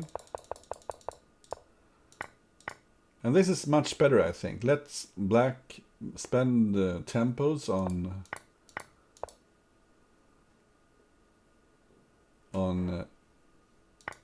and get a cramped position. Oh, this is just hopeless. Yeah, pawn g7. And now both heavies and knights are taboo. Black cannot give up a knight because of knight h6 mate, and he cannot give up a heavy because of rook or queen h8. And how is he going to keep on playing without those? I'm thinking just take on g6 instead, because now maybe you can you afford taking d3? And this is what I'm talking about. White will play rook e1.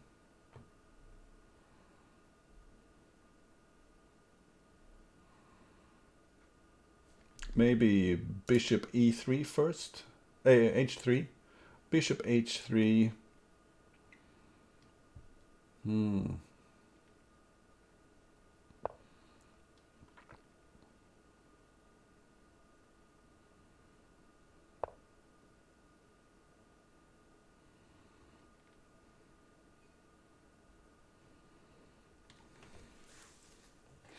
It was a bit unnecessary to give up this pawn. At this point, just take g6, I think.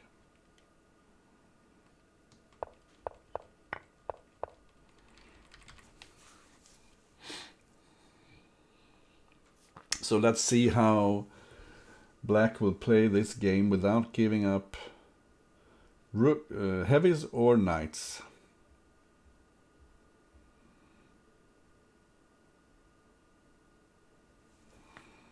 One quick idea would be to go queen b3 takes b7.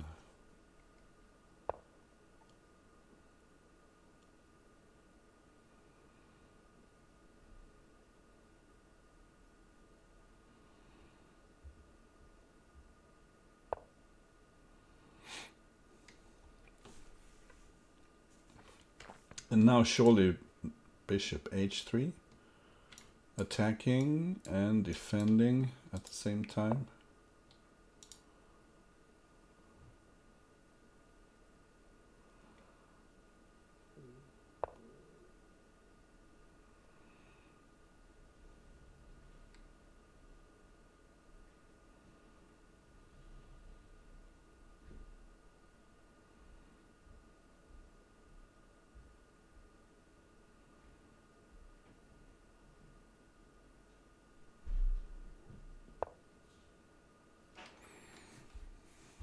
You might get a bit frustrated here as white, but you need to keep in mind that black can probably not place those knights on the board because he's getting mated then.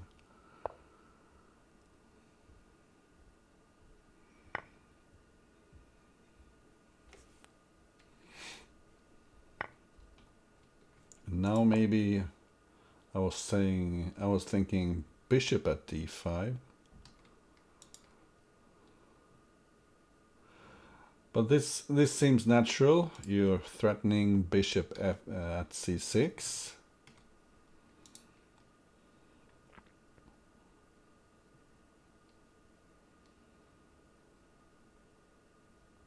And look at those 4 knights in black's hand. And he can't use them.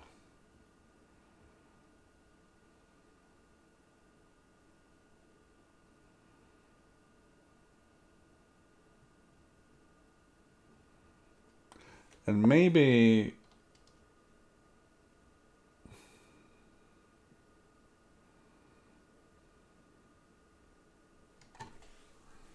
Okay, that's a bit violent, but I suppose white just wants to take and put something on e6. Should work. Black finally put a knight on the board.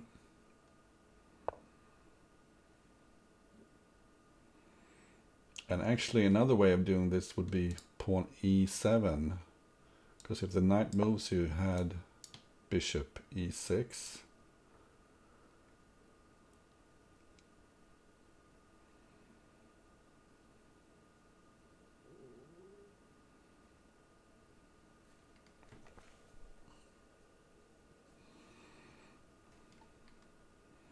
White needs to be careful not to lose control. He finds the e7 idea here instead.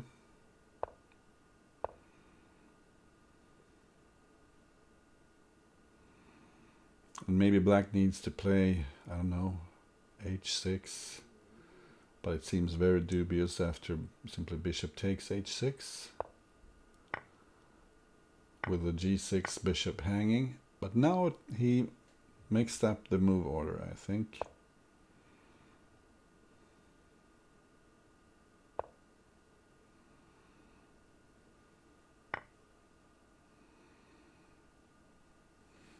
Here instead maybe queen takes d3 and bishop e6.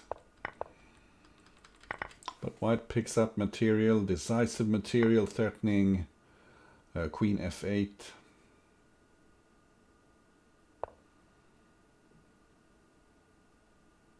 Oh, he didn't have a queen in hand. Sorry, but this is winning in the end for white.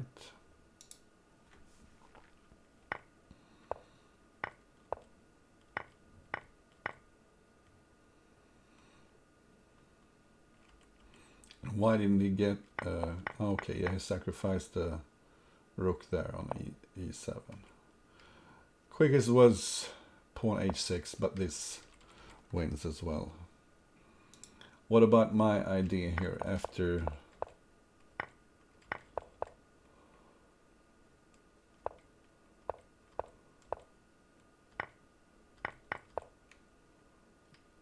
I was thinking take and bishop e6 seems excellent. Okay, okei is in the lead, 4-3. And they have played the same opening as last time. But here, white didn't play e5, which surprises me. He got a good result of it.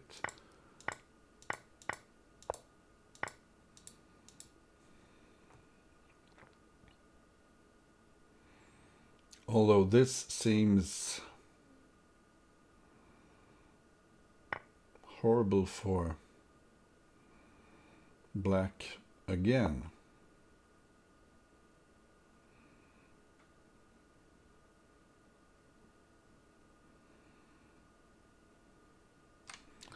If the bishop goes back, you have knight at g5.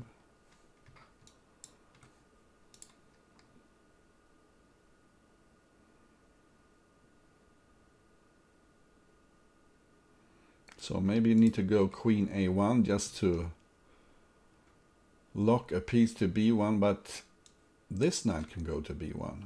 White doesn't need to place the knight and queen he has in hand. And also queen at b1, if after the trade black has achieved nothing. Or maybe less than nothing, because the king is actually safer on b1 than it was on c1. So, very tough position here for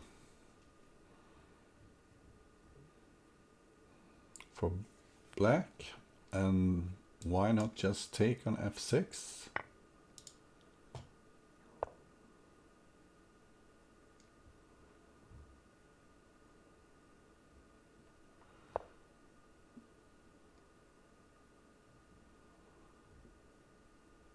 And is it even possible to defend against the mate now? There's a mate on g7, queen g7.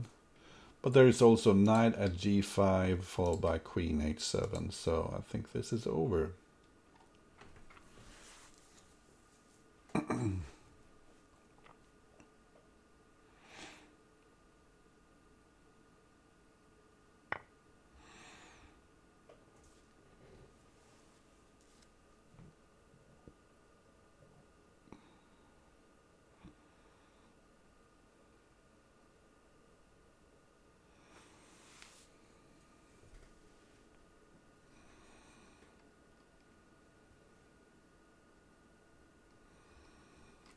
I'm tempted to take on h6. King takes.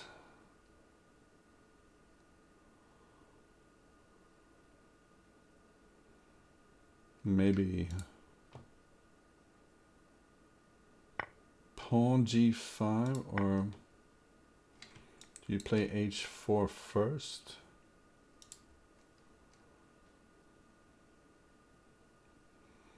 Note that g4 is covered by the bishop, so there's no quick mate.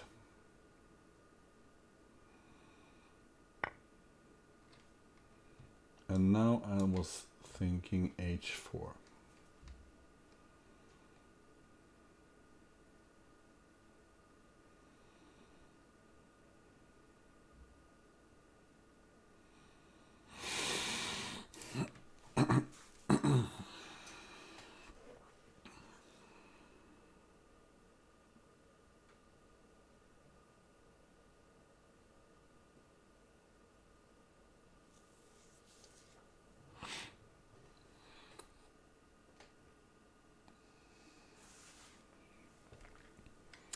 And what happens after h4? Well, black probably needs to close the h file. Maybe playing bishop f4 first to have some control of the g5 square. Maybe it's not so clear after all.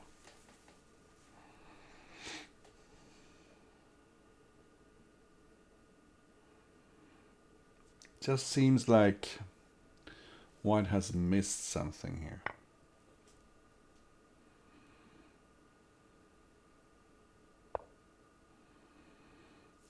That was a very passive move by white, and you simply can't afford to let your opponent back into the game.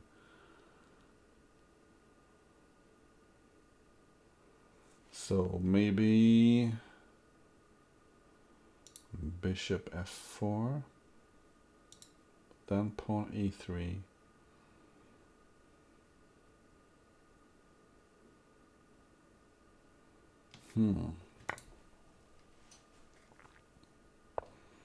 Does look like the white king is safe here. There's no mate after queen takes.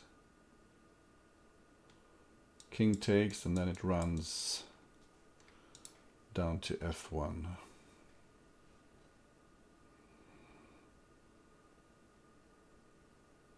Maybe taking on d3 was the best move, actually.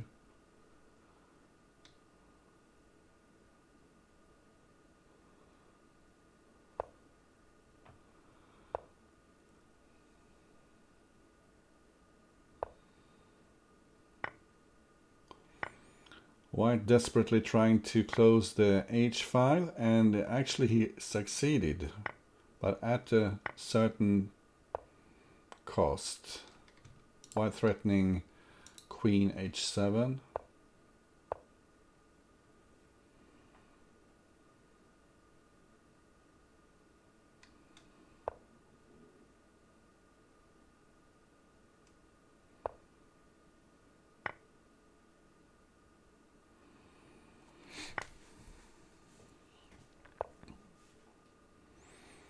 And white should probably have taken with some other piece there, but it doesn't really matter. He has two queens now to mate with. All right. 4-4, very exciting match this also.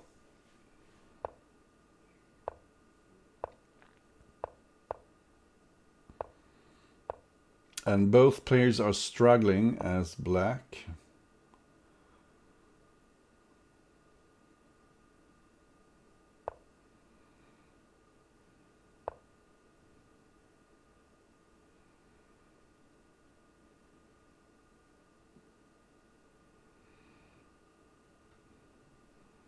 So I think d5 is too dangerous.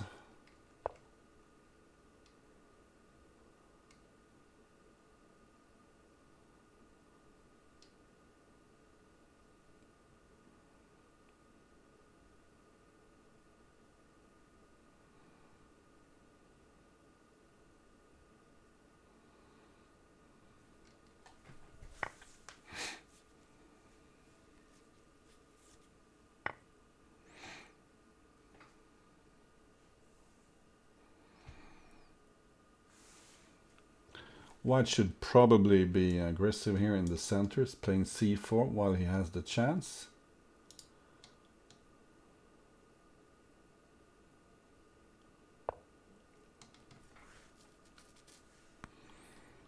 After knight b4,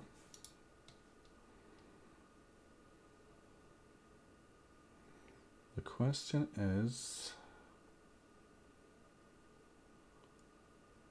do you take on h7? King takes.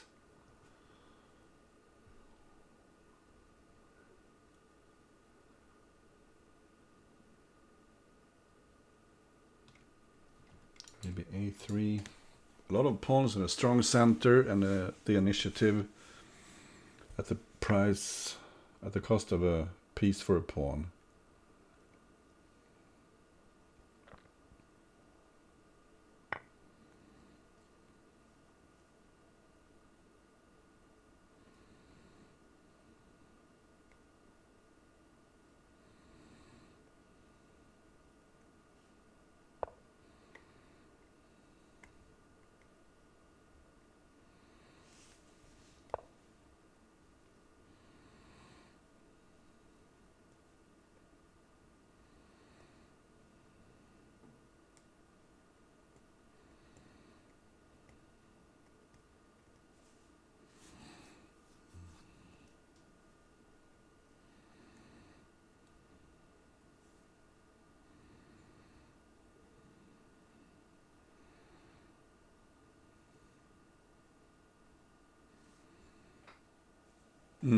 Not so easy to crack the black defense.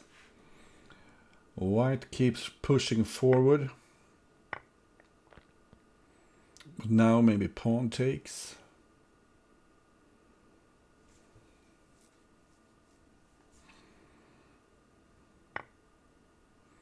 It looks like black's defense is in order. And black has 4 pieces piled up, waiting to be inserted on the board, and if black gets the time, his material advantage will tell.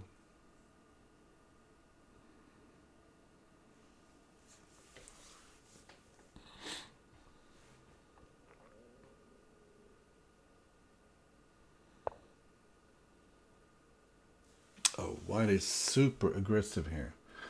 He wants to bring the queen into the attack.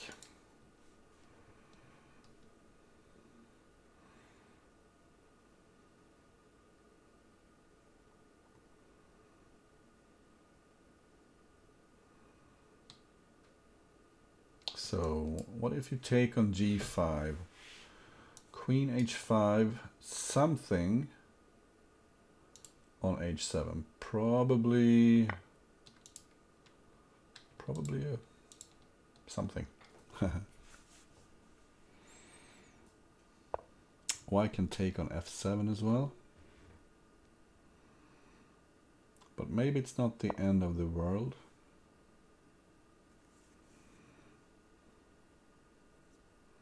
Such a tricky position here. Well, you need to take f7 and hope for the best here as white. You do have a lot of threats.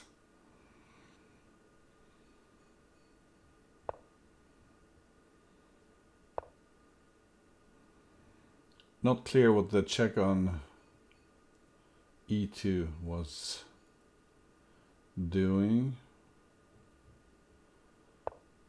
Actually, H1 is a much safer square for the king, so knight E2 check just looks bad.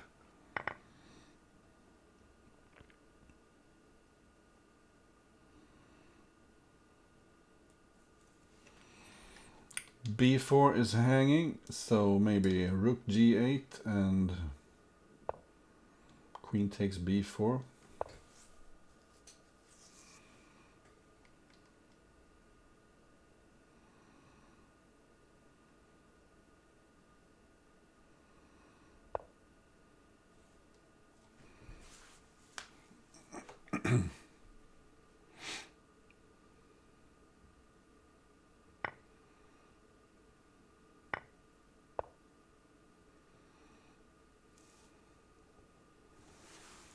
Maybe some excessive violence here by white. Black can go queen H7 and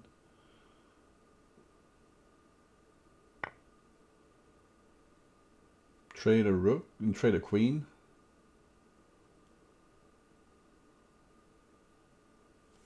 Couldn't he? Queen H7, queen takes.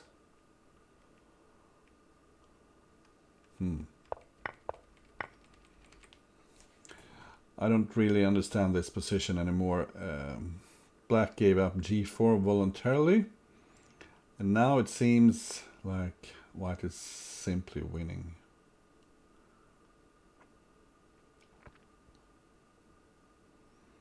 He can take E2, he might even consider taking on G7 at some point, pawn H6 if black does nothing. For instance, now pawn H6.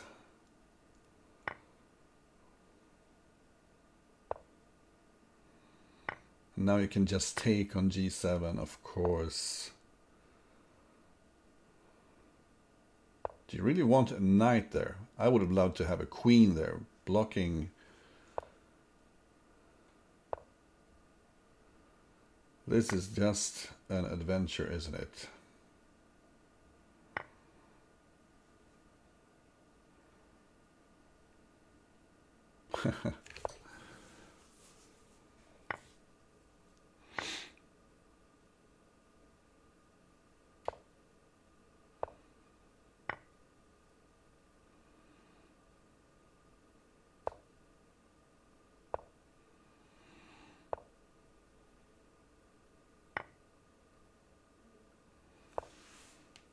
So now you can take H7 with check and fork on F6, but white didn't do that. Instead he finds a fork on H7, and with the queen in hand,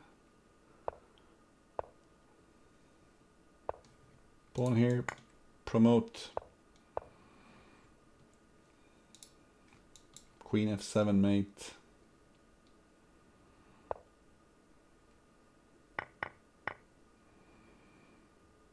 This game just goes on, doesn't it? Take F5. Okay, takes this game. He's in the lead 5-4. And the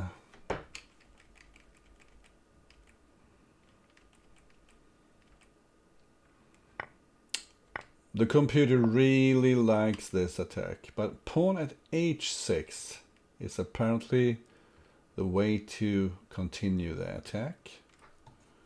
That's a neat idea. You give up one more piece just to strip the black king. Very pretty idea indeed. But this is also good.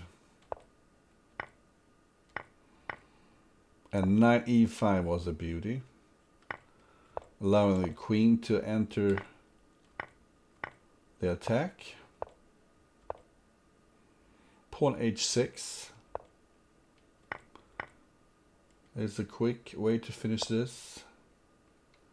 And once again, not once again, but pawn f6 here. Look at that move. Instead, black got the chance to get back into the game. Here white makes the forced mate. And now pawn at h6. Don't waste the time taking on c1. Pawn h6. And here you'd want a queen on e8.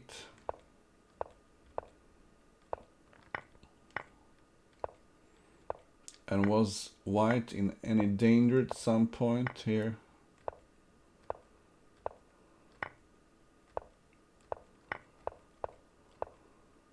No. So bad was the black position. And we are back live.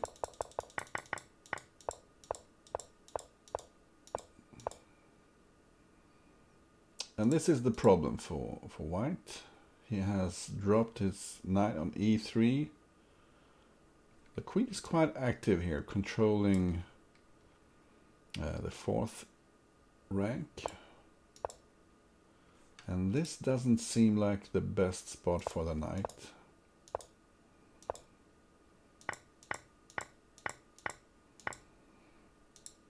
Do you really want to trade the knight there? I'm wondering, because this bishop is doing a great job at keeping control of the dark squares.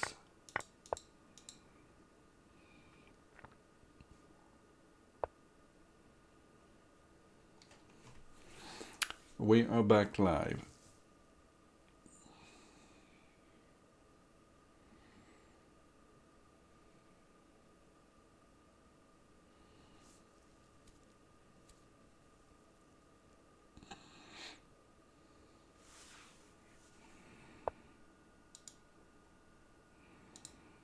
Quite an audience. Nice to see you here, everybody.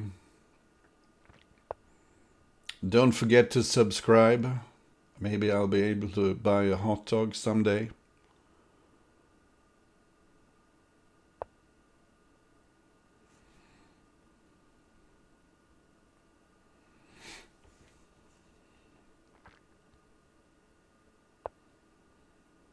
And horrible mistake here by black, who allows the fork on d6. Pawn takes, knight takes.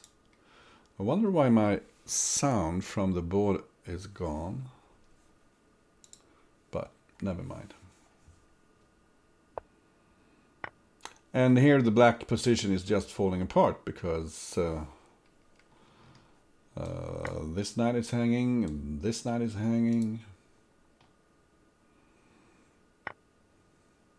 And with a huge material lead and an ongoing attack, super unsafe black king, white is of course winning here. And it looks like Szura will take this to it's not sudden death, but you need to win this by a 1 point margin.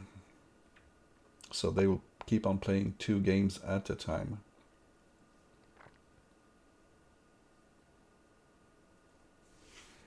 So here maybe a4, just to put pressure on the knights that are defending each other. a4, if the knight takes, you take with the queen, and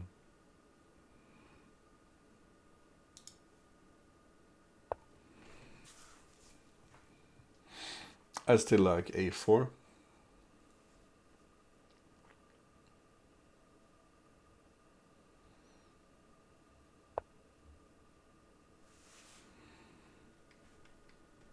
But this seems good enough. Let's say the pawn takes, you can take with the knight, threatening mates here on e7 and d8.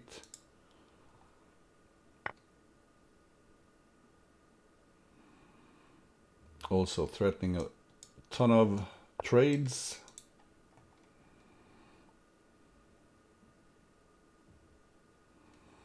Yeah, just take on d4.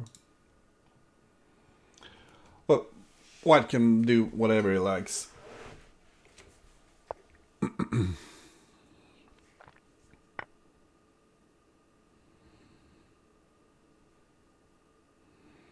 not a very interesting position.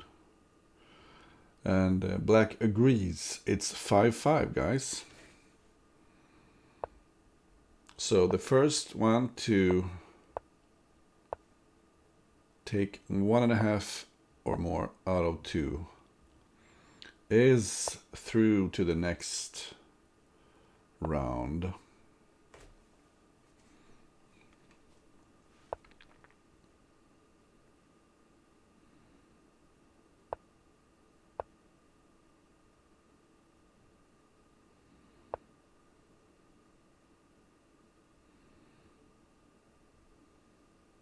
And I seem to recall this being theory, giving up a pawn here for a nice initiative. And aren't you supposed to play bishop g5 there instead? That's the thing with me. I'm an old has-been, so I can't recall opening theory. But that looked like a very passive move. Why not go on the attack with pawn g4 instead? Pawn g4, open up.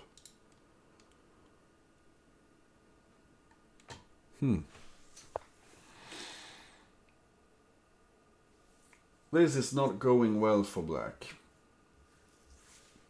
For instance, white could play bishop c5.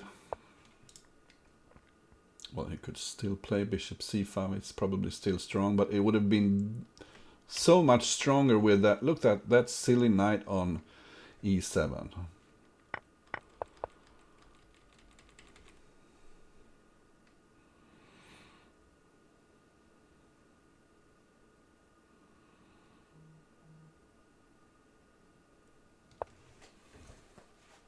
Bishop c5 is still strong.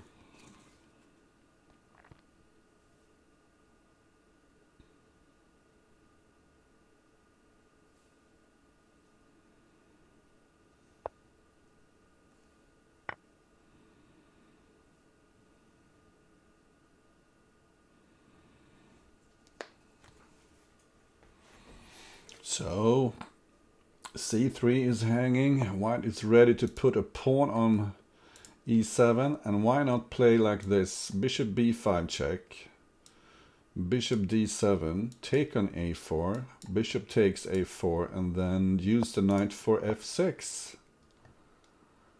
Take here. Oh, did I mention pawn e7? So take here, pawn e7, and then knight f6. Here, well, yeah, this is also good. Threatening mate here on f6.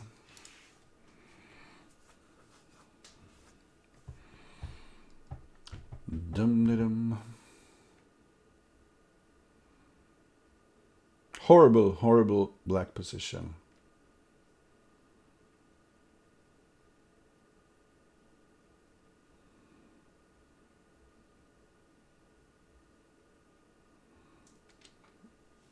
White is a clear piece up, which in Crazy House means 2 pieces up. And it's very difficult to defend f6. So the question is, do you check first or do you take d7? Knight at f6, or yeah, knight at f6.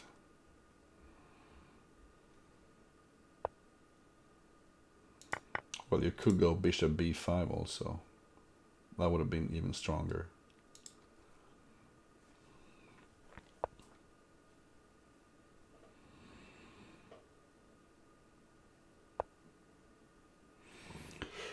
So a nice little check, a4, and mate is coming.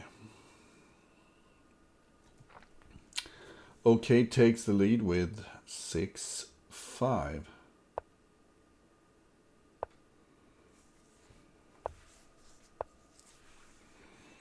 And Szura has a knife against his neck.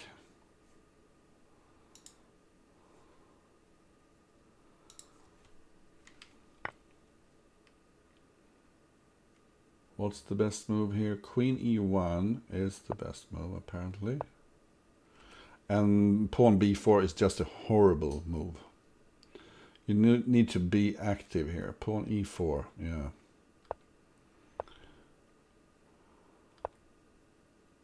And here, bishop at c5. Should force a resignation almost immediately. But the end here was not so interesting either. The best chance is to actually take on c5. As you can see, the position here is very, very bad.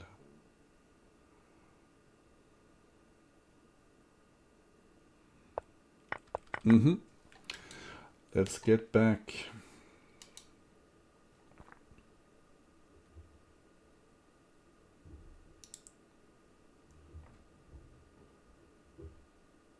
What happened? Aren't they playing one more game?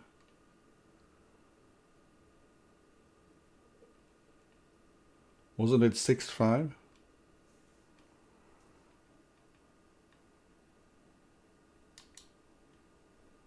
Let's check.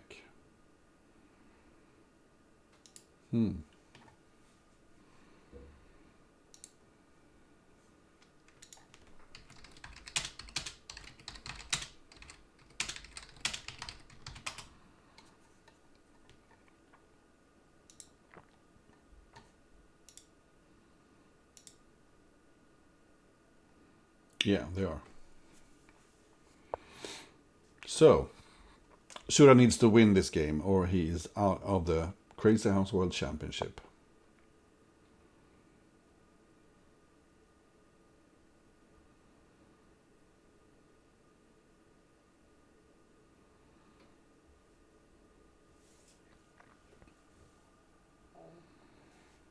And what is White thinking?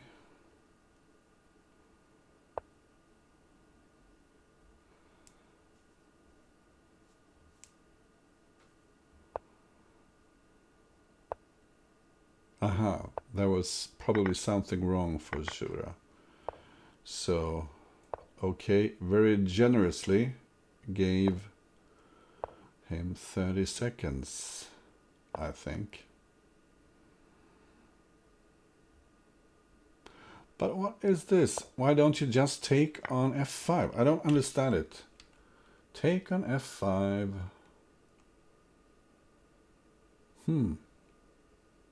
Seems harmless enough.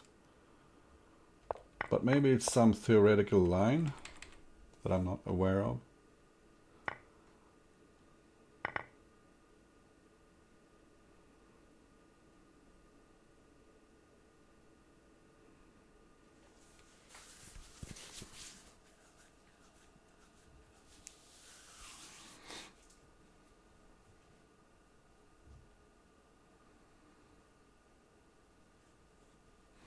And here is why you need to be a bit careful. Let's say knight takes c4.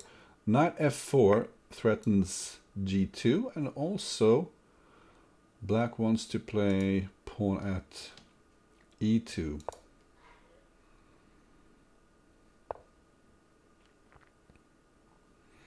And here I like the knight f4 idea. Perhaps even more.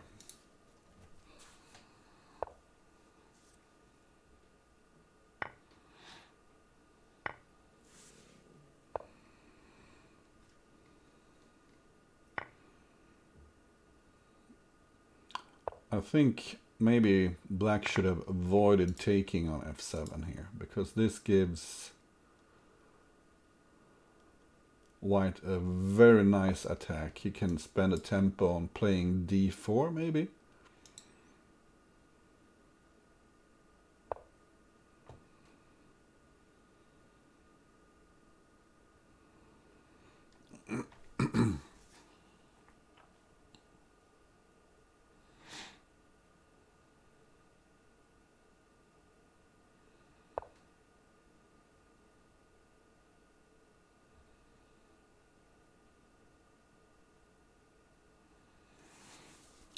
I think d4 was much clearer than castling.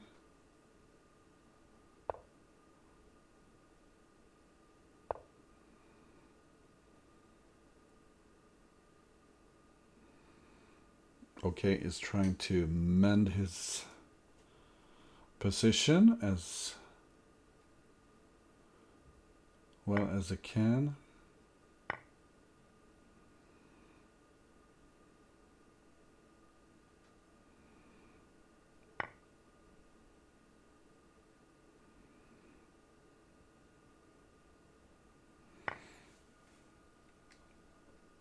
But what happens now? You take here with check and it's queen f7 mate. Huge blunder there by OK when he was about to get back into the game. 6-6. First of all, yeah, just take on f5. Yummy.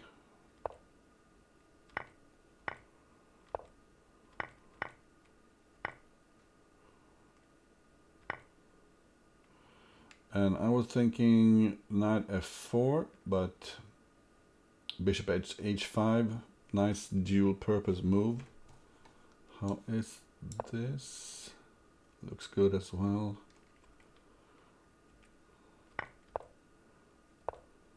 And here, knight at f4, yeah. Looking very good for black.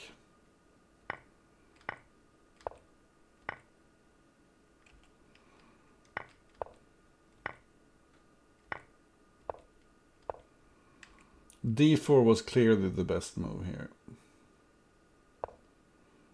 But here, black is doing fine. Pawn at h3 is aggressive and very good.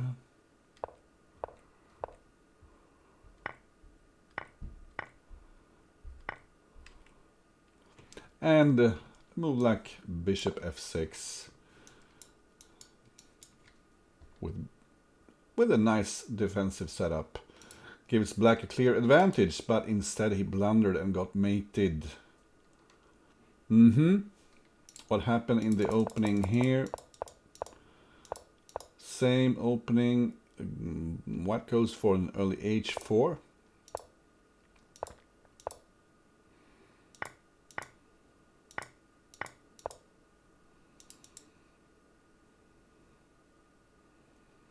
And I wonder why he chose to take with the knight here. It seems very natural to take with the pawn, but okay, he wants to bring the knight closer to the king's side and trade off a defender. Seems like white is doing great here. Strip the king.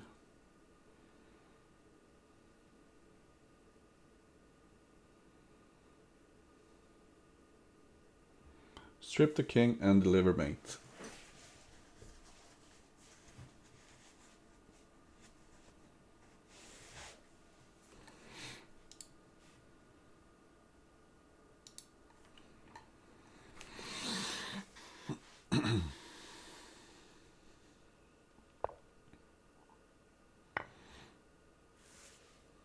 So this is really the only aggressive move black had. He can take here, and if white takes with the queen, black has knight c2 check.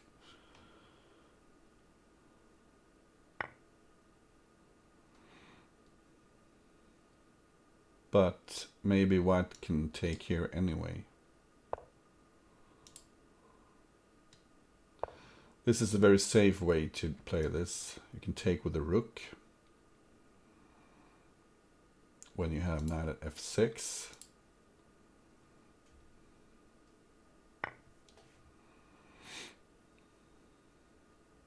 Also there are moves like rook takes h7.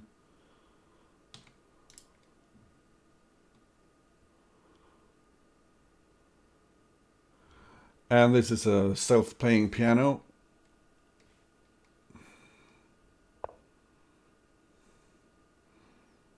Cutting off the queen, black needs to take on f6.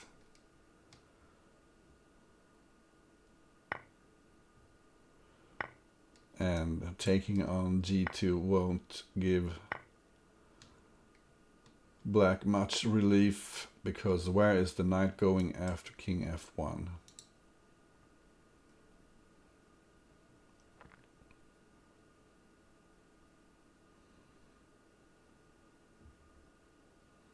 White has great defensive control here with the rook and the queen and this pawn defending all the squares around the king and also this bishop.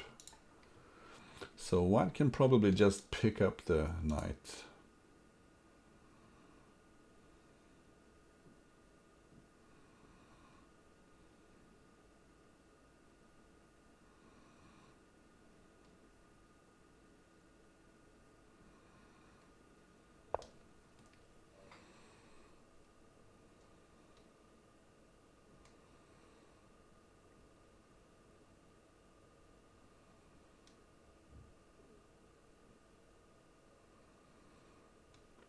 Maybe take g2.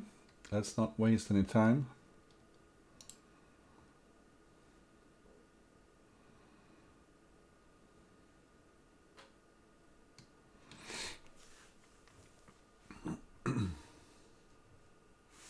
With the knight in hand, white can take on f7 at any point.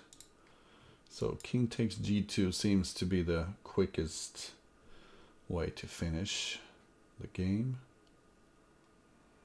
Black is hoping to induce bishop takes and knight e3, pawn takes, king moves.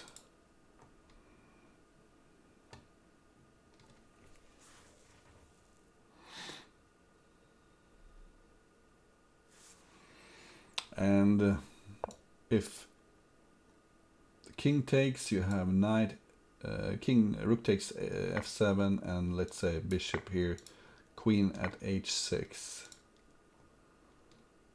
And now white got all the knights he need. Simply move the king out of the way. And this is dead lost for black. It does seem as if okei is the player who is closest to winning the match.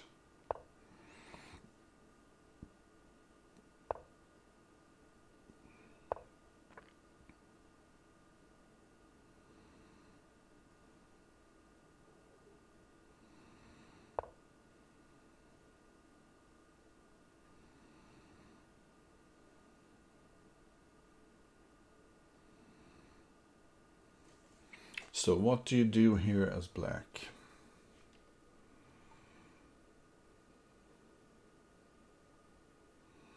Well, I suppose you can take on d5. Let's say the bishop takes, maybe knight f4. Knight f4 threatening d5, threatening pawn at e2 maybe.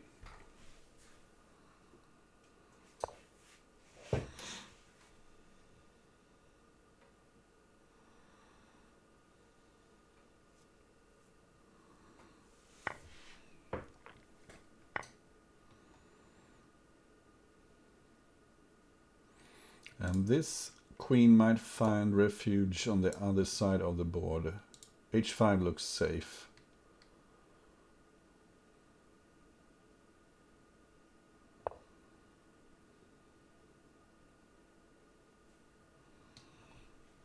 But maybe this is better. This threatens the knight, who has some problems finding a safe square.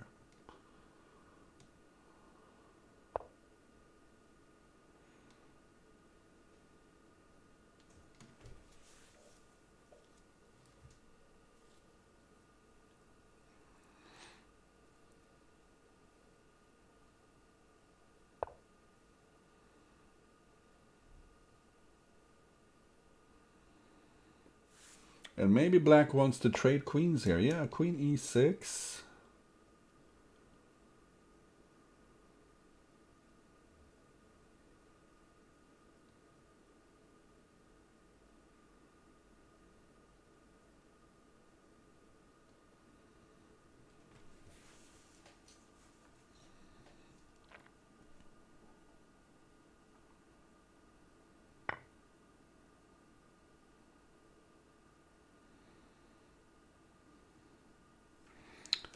So taking on e2 would force the white king to move.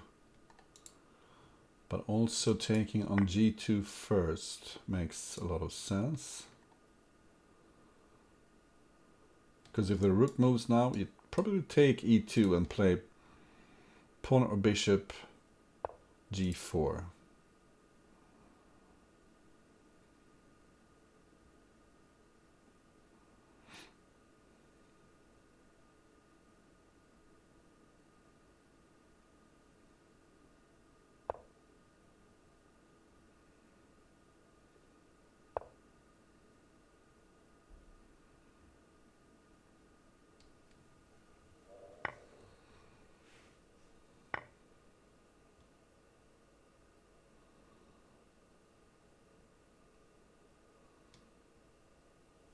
The problem with this bishop check is that the pawn at c3 not only covered the check, but also it covers d4.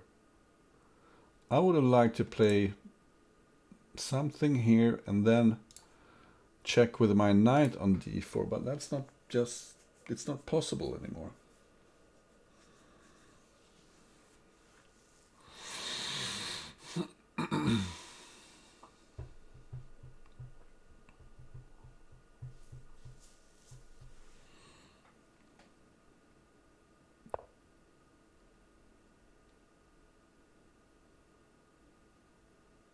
So maybe pawn d7 just to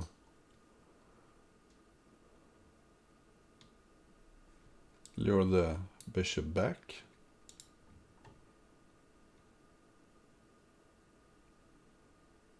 And then maybe you can safely pick up the bishop on b4.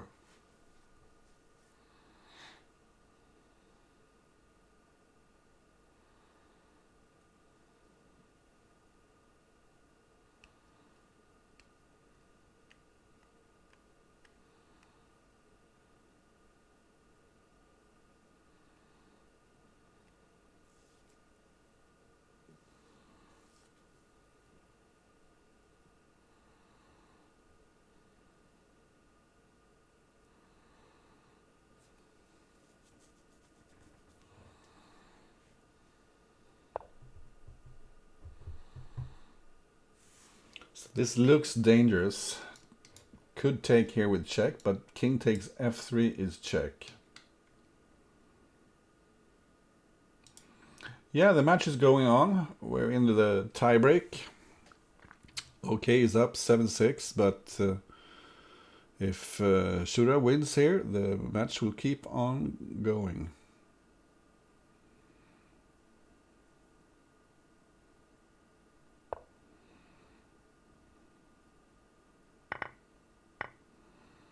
Check.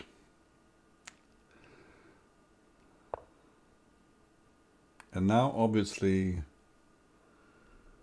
what?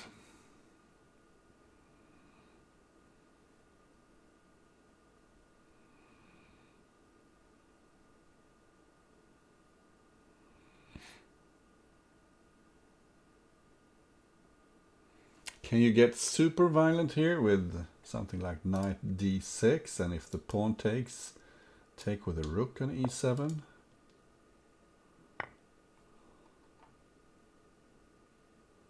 I'm not sure what... Okay. Seems like white is safe here. Could either interpose or start running with the king. But interposing with the bishop was a poor choice. Surely the knight was better. And what happens now? You cannot take because of bishop d6. Bishop at d6 forces mate, doesn't it?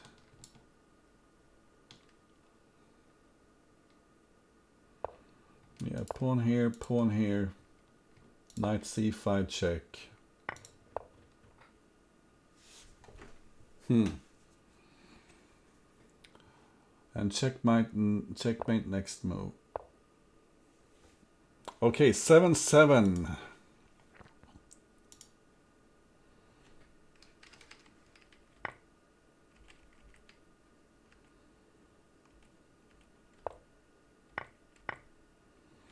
And this is what I mentioned, knight at f4, a very aggressive move. But black is still doing okay here. Pawn at g4 was apparently good.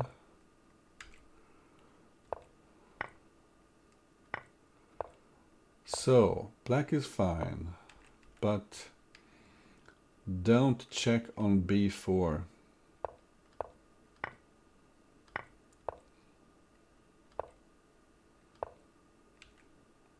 Queen at e7 seems safest.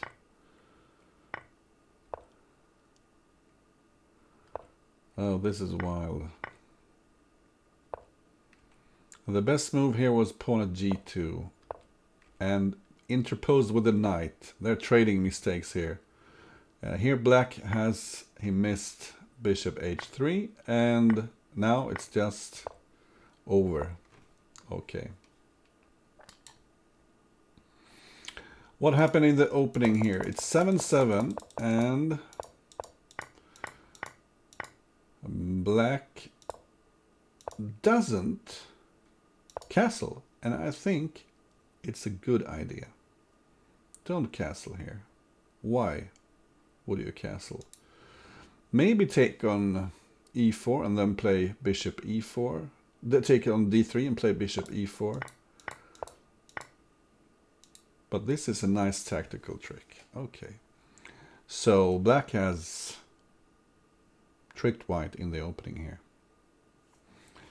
Remember this little finesse. Take here, because if white takes, you have knight takes c2 check. Just make sure white doesn't have a bishop he can use to check here and protect c2. But here it works. And when the d4 pawn falls, pretty much everything in white's position falls, I would say.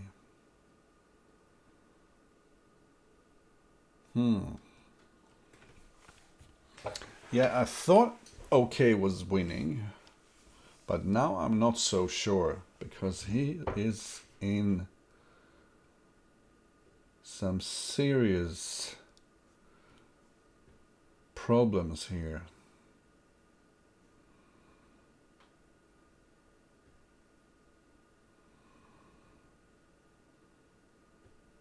And it's difficult to even find a move to play. I mean, e5 is hanging.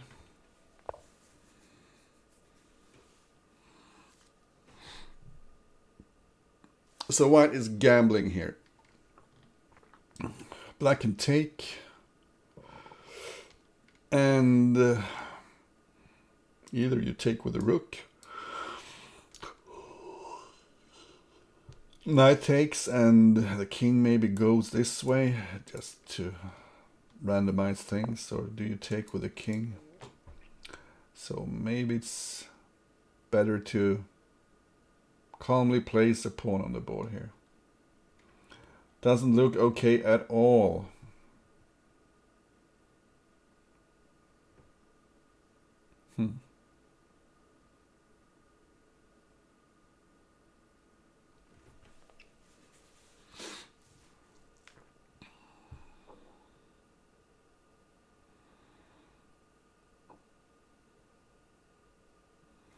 So what do you do as white here? Yeah, you need to let go of this pawn. Play queen g4. Push the h pawn with everything forward. But alas, bishop e2. Okay. Never mind the queen. Push the h pawn maybe.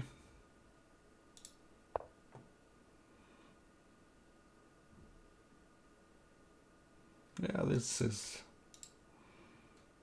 an idea.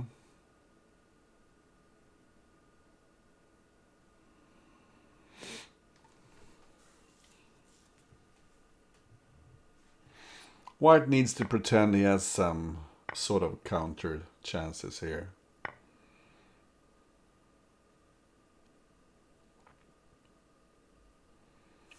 I think that was a good reaction by black.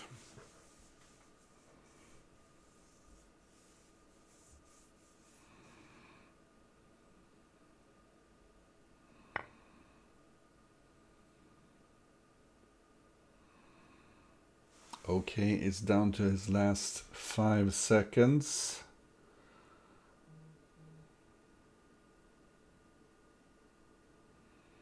Maybe hoping for... Yeah, there's no time to play knight f6 here.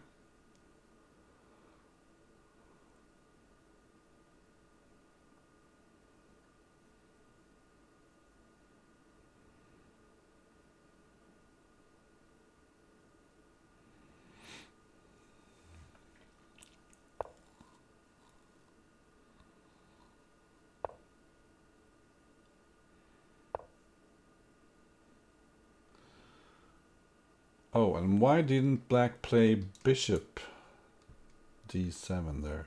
Looked great, didn't it? Because the knight on b4 was protected. And here it seems like white has panicked. Black is threatening queen h3 among other moves. And actually it's okay, who needs a win to stay in the match.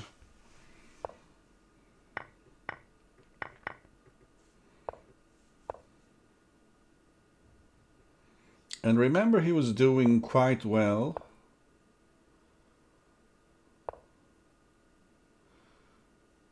And this simply wasn't good for white.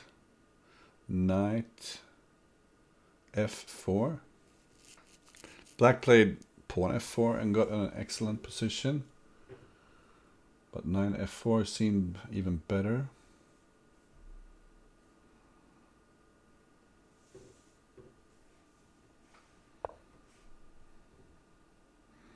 Okay, seems sees no reason to deviate. Yeah, we looked at it with the computer, and this does indeed favor black. But it wasn't super clear. Here, pawn at g4 was a move that the computer liked.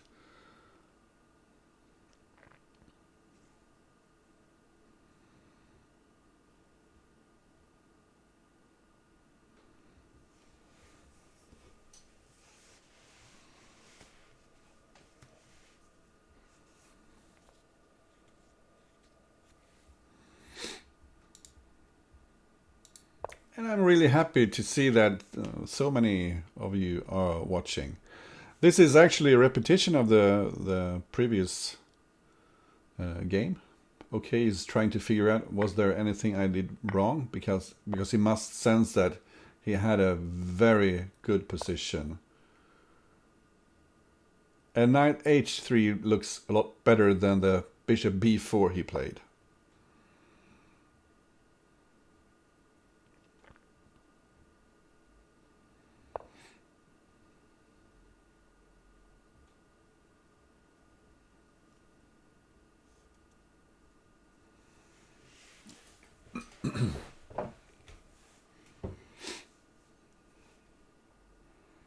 I'm thinking maybe he should have played queen e6, but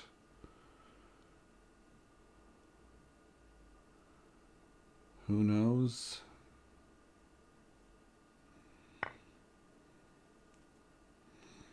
Looks safe enough to take that rook.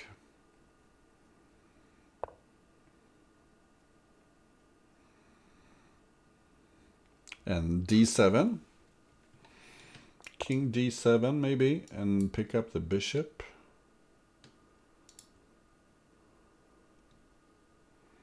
Not sure why he didn't go in this direction. Although the king looks fairly safe. On f8. Black has a lot of threats going on here.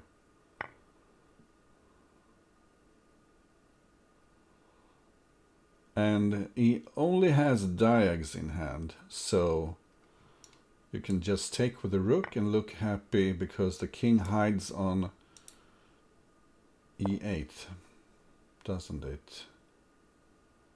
Although, maybe this was a mistake. pawn d7 and knight e5, and this is it. Bishop d7. Oh, we need to be careful now. So what do you do here? Do you play pawn f5, king takes, and bishop g4? No. Bishop here, king here, pawn checkmate. That's the mate in two. Bishop check.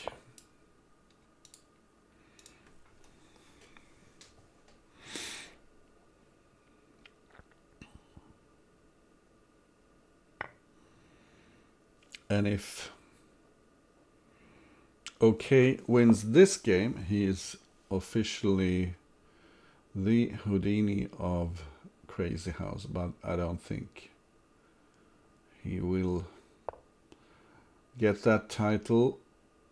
Pawn g5, checkmate. That was a very exciting match. And let's see the last game. Where did this go wrong? Because black was in great shape here. Remember that, first of all, black should play here, knight at f4. And second of all, pawn at g4 looks strong.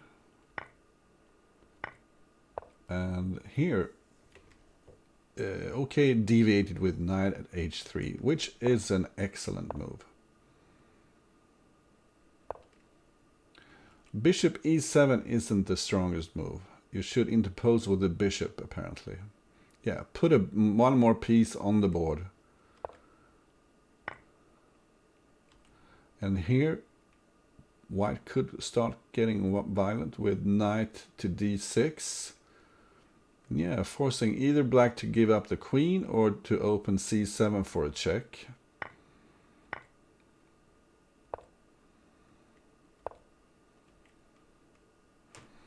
I'm just curious, what happens if you go this way? Because that was my gut instinct reaction.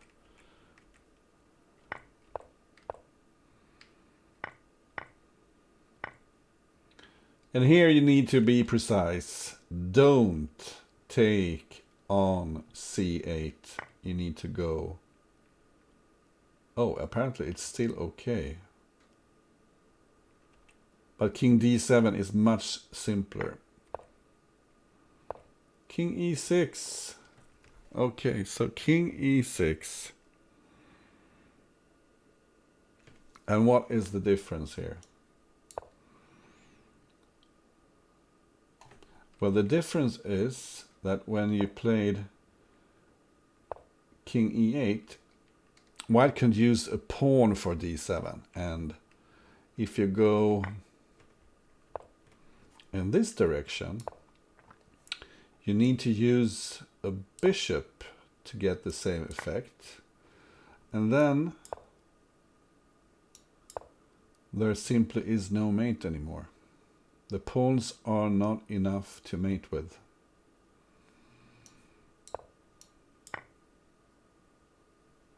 Or maybe it's easier to go to f6. Okay.